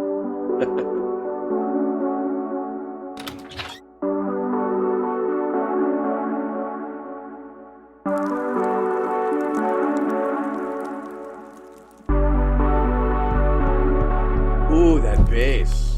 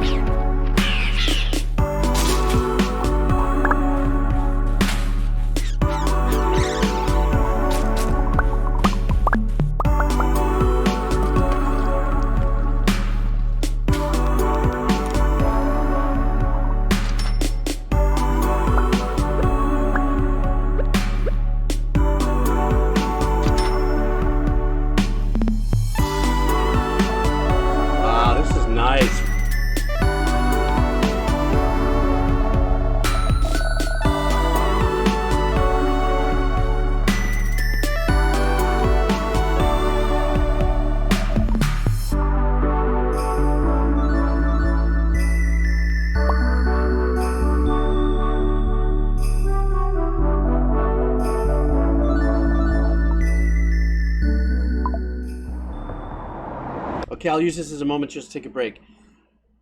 First of all, I love the music track on this. I don't know if it was written with the purpose of putting it to these cutscenes. I don't know if this is actually part of the gameplay. I don't know. I'm a little confused here. It looks fantastic. I don't know where am I in my game at the very beginning. I'm still just trying to figure out how to chop down trees. Where do we get to when it turns into this? Because this looks absolutely amazing and super fun. But all that being said, I loved the way the music is set up to be so... it moves you and it keeps you moving forwards, but it's so subtle in the composition, but rhythmically so powerful. If that makes sense? That kind of like... that kind of vibe to it. But that bottom end, just whatever it is, the tone or whatever it is, the bass patch that this composer is using is so buttery and so it's like molasses, but it just really rings through. The nice choices of sounds that he's using, like for the main chord changes and stuff, is nice little lead and stuff. I also like a little bit of the percussive tom work, if you would. I don't know what you would call it if it was a trap kit and you did. If it's supposed to sound like toms and stuff like that. So much nice little nuances like that. But at the same token, though, we also have sound elements that are coming from this. So I don't know if this is part of the game. So you guys kind of tell me. It's this a piece of music that was written to a cutscene that is, I don't know. I love every bit of it. But especially as a brand new Stardew player, I'm looking at this going, man, how is it going to take me to get this all working?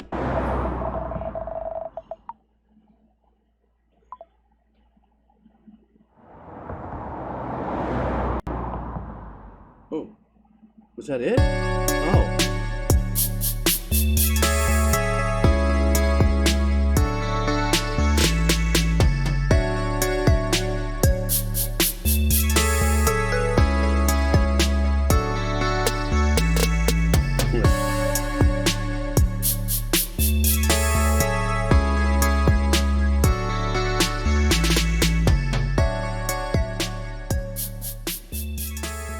Well, I'm glad they left a little piece of it,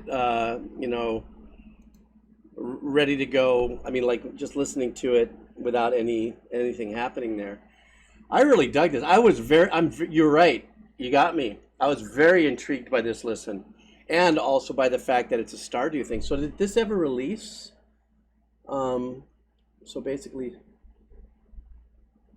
where you run a chocolate shop? I mean, is this really something that's coming in the future that hasn't quite come out? It's kind of like I'm sitting here waiting to like get to what's the name of the new Abzu Journey, those guys, what is it called, the giant squid company or team. Like I can hardly wait for the Sword of the Sea, I think it's called, and they have these little cutscenes they release and get you going. Was this one of those and they haven't released it yet? Yeah, Sword of the Sea, I'm definitely looking for it. No release date yet, probably next year, 2025. This looks great. So good. That'll give me some time to get really good at Stardew Valley so I can come in on this. But if that's the kind of music that we can expect from it, that next level up, and what I mean by that, hang on, not better than the Stardew and what I'm hearing, because the music I hear on Stardew Valley is wonderful. And so settling and so relaxing to play through, especially when you're still just working through scenes and learning new things and stuff like that. Where I'm at it, skill set wise. But this is like, oh my God, look at this. This was really badass. There was a couple sections here where I saw like the lady was chopping. This scene here looks super cool, where you're battling things and then you have to chop down some cacao or something.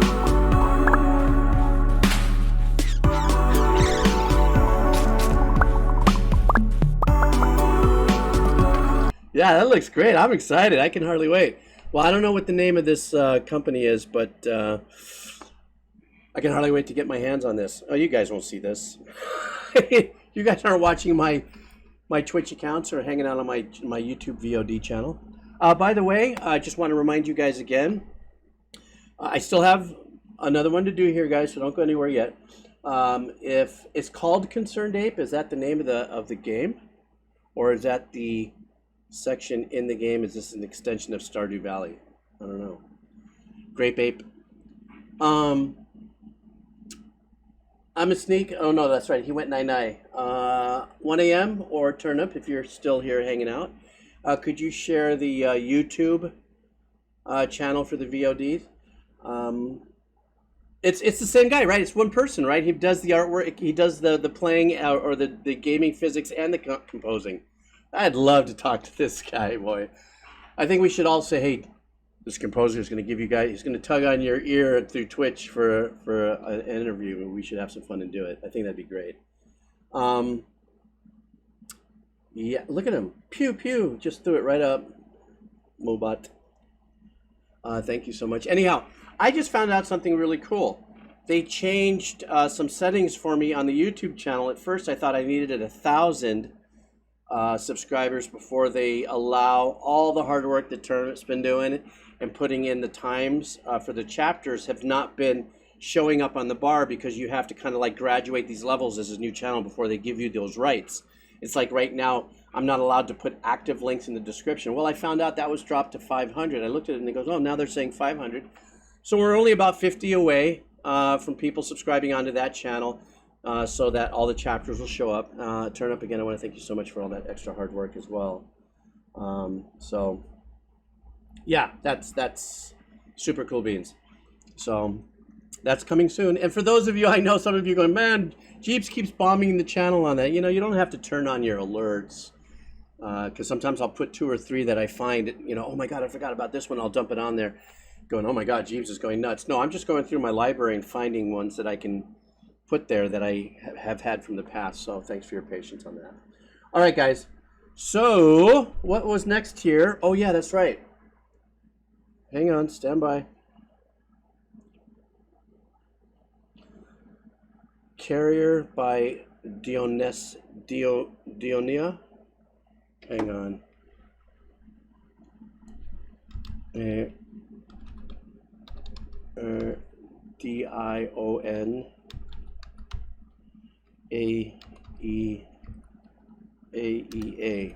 Is that it? Ah, this looks like this would be it. Double A, is this the right one, the very first one? Oh. I'm reading your quickie. Okay. Ah, thank you. Dionaea. Okay. Ah, something with some bass. I noticed, as a matter of fact, when I'm looking at this, I'm going, oh, look, somebody did a bass cover on it. So maybe it's something that, you know my soft spot. I love good bass playing. So here we go. This is Carrier.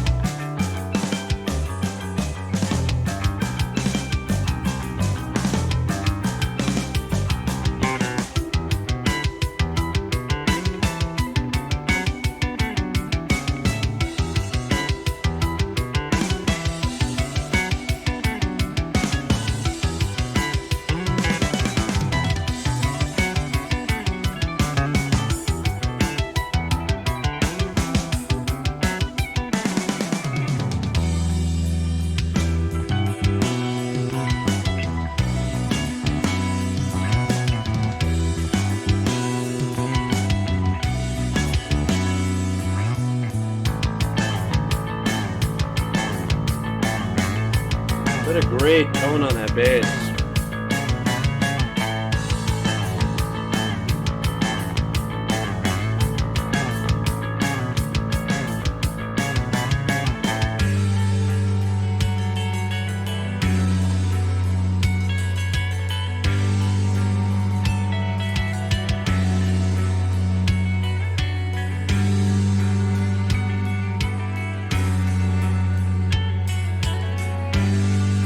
Get that violin in there. Nice. Oh, switched it up.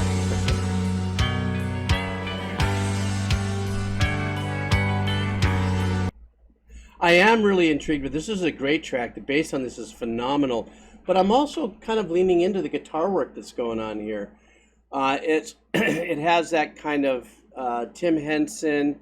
There's another artist, a young lady that's also very well known for this style of arpeggiated playing and stuff like that. A lot of fret gymnastics, and I don't mean that in a bad way. Just a lot of movement going on. That's just mind-numbing. That has to do with tapping, hammer-ons, and pull-offs and stuff like that, using these clean sounds and delays, which is so difficult because if you're off slightly, the delay is off, and it really can throw it for a lurch. But the tone of the bass and the bass, to me, it almost feels like the bass player may have wrote this track. I'm not sure, but I'm so intrigued. It's such a great track.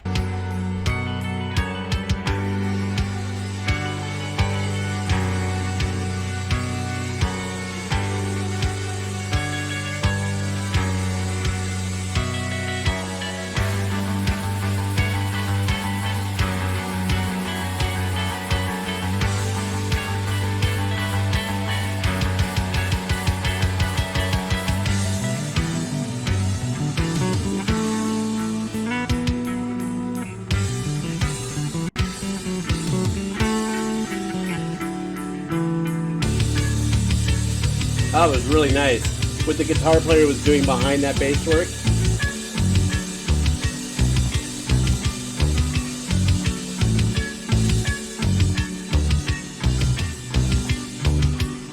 The EQing on the drums is incredible. So nice.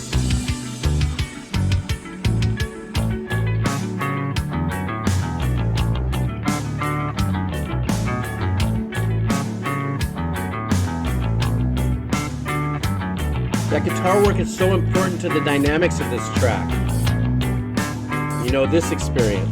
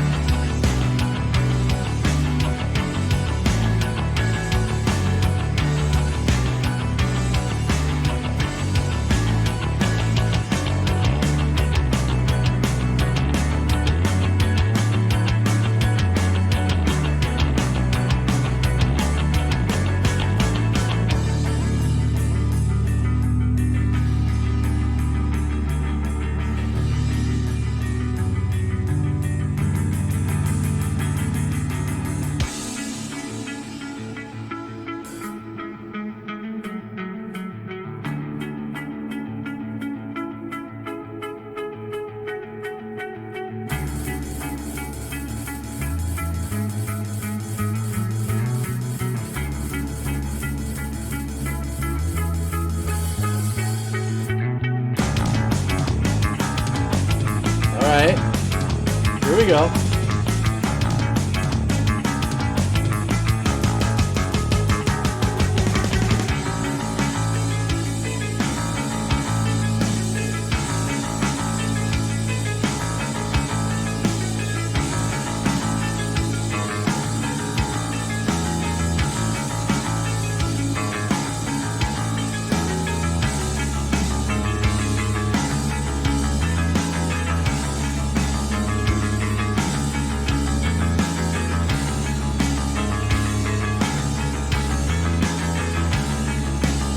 You know, the thing about this track that really works so well for me also is the way it's engineered. There's a warmth to this, to the engineering and to the final mix, into the mastering that, how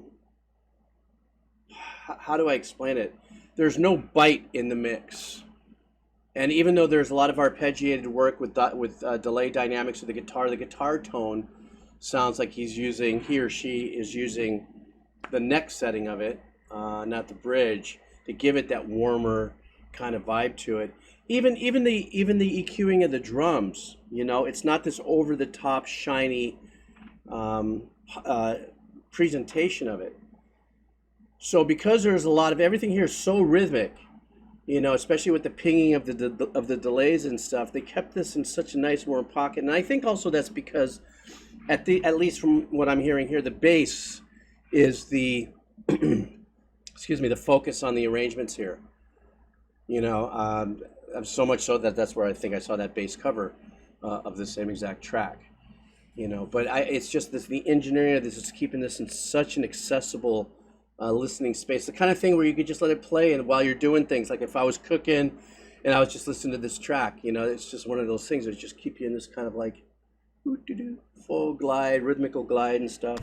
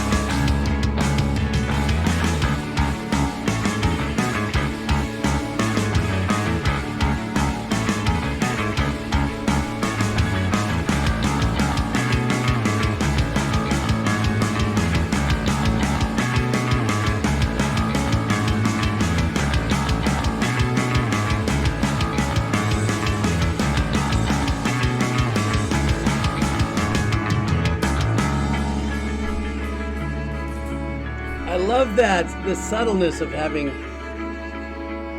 that violin there.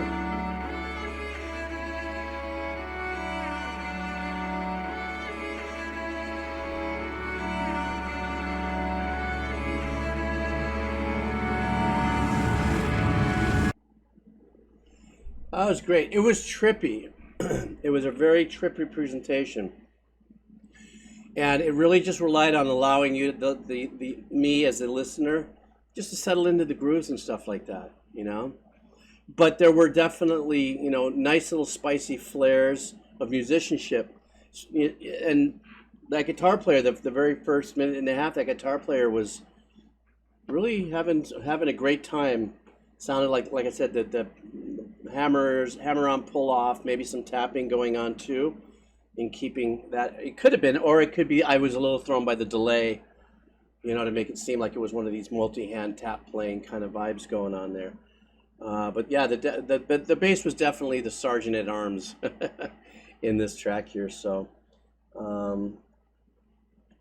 yeah, no, well, that's the thing about this world. We have our favorite tracks. If you see what double A batteries put there. You know, when we fall in love with a track and we just go, how is it that it only has X amount of listens, or, you know, why isn't it bigger? And that's a very unique thing too, because you can kind of, you want to share that with everybody. Well, like you just did, we just shared it here, and hopefully other people will look it up and glow on it. But you know, that's just the thing about our world in music and stuff. There's so many great pieces of work out there that get no airtime. Or haven't broken through that, you know, that ceiling, that glass ceiling of you know, there's a lot of great work out there that we're never going to hear about or vaguely hear about, you know, and it might just be our own little, you know, treasure pot of like, well, I love it and here it goes. It works into my, you know, soundtrack of life. Yeah, really. Well, that's because this guy is great. You know what? I got to tell you something. On closing this, you know, somebody was just making damned registration about the fact that this guy here. Let me see. Here we go. Ready? No. Why he's in my.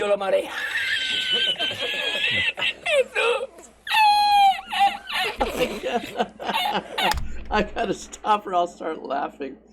Anyhow, why is he here is because I got to tell you the truth. The reason is, oh, look, it's almost the perfect stop. It's contagious, but the thing is, I got to tell you guys the truth. When I'm driving back from a place and I've had a really long day, I'll watch this video in my car. I'll not like watch and drive, but especially if I'm in traffic, it just puts you in a good space, man. If you ever gotta get out of that full-on funk, man, you just gotta turn this video on, you know. And I've watched all the other ones that he's done, and they're all pretty funny. But this is the gold one right here. I think we all know it. That's why it's been made such an enigmatic and such a recognizable emoji. It's because of his laugh.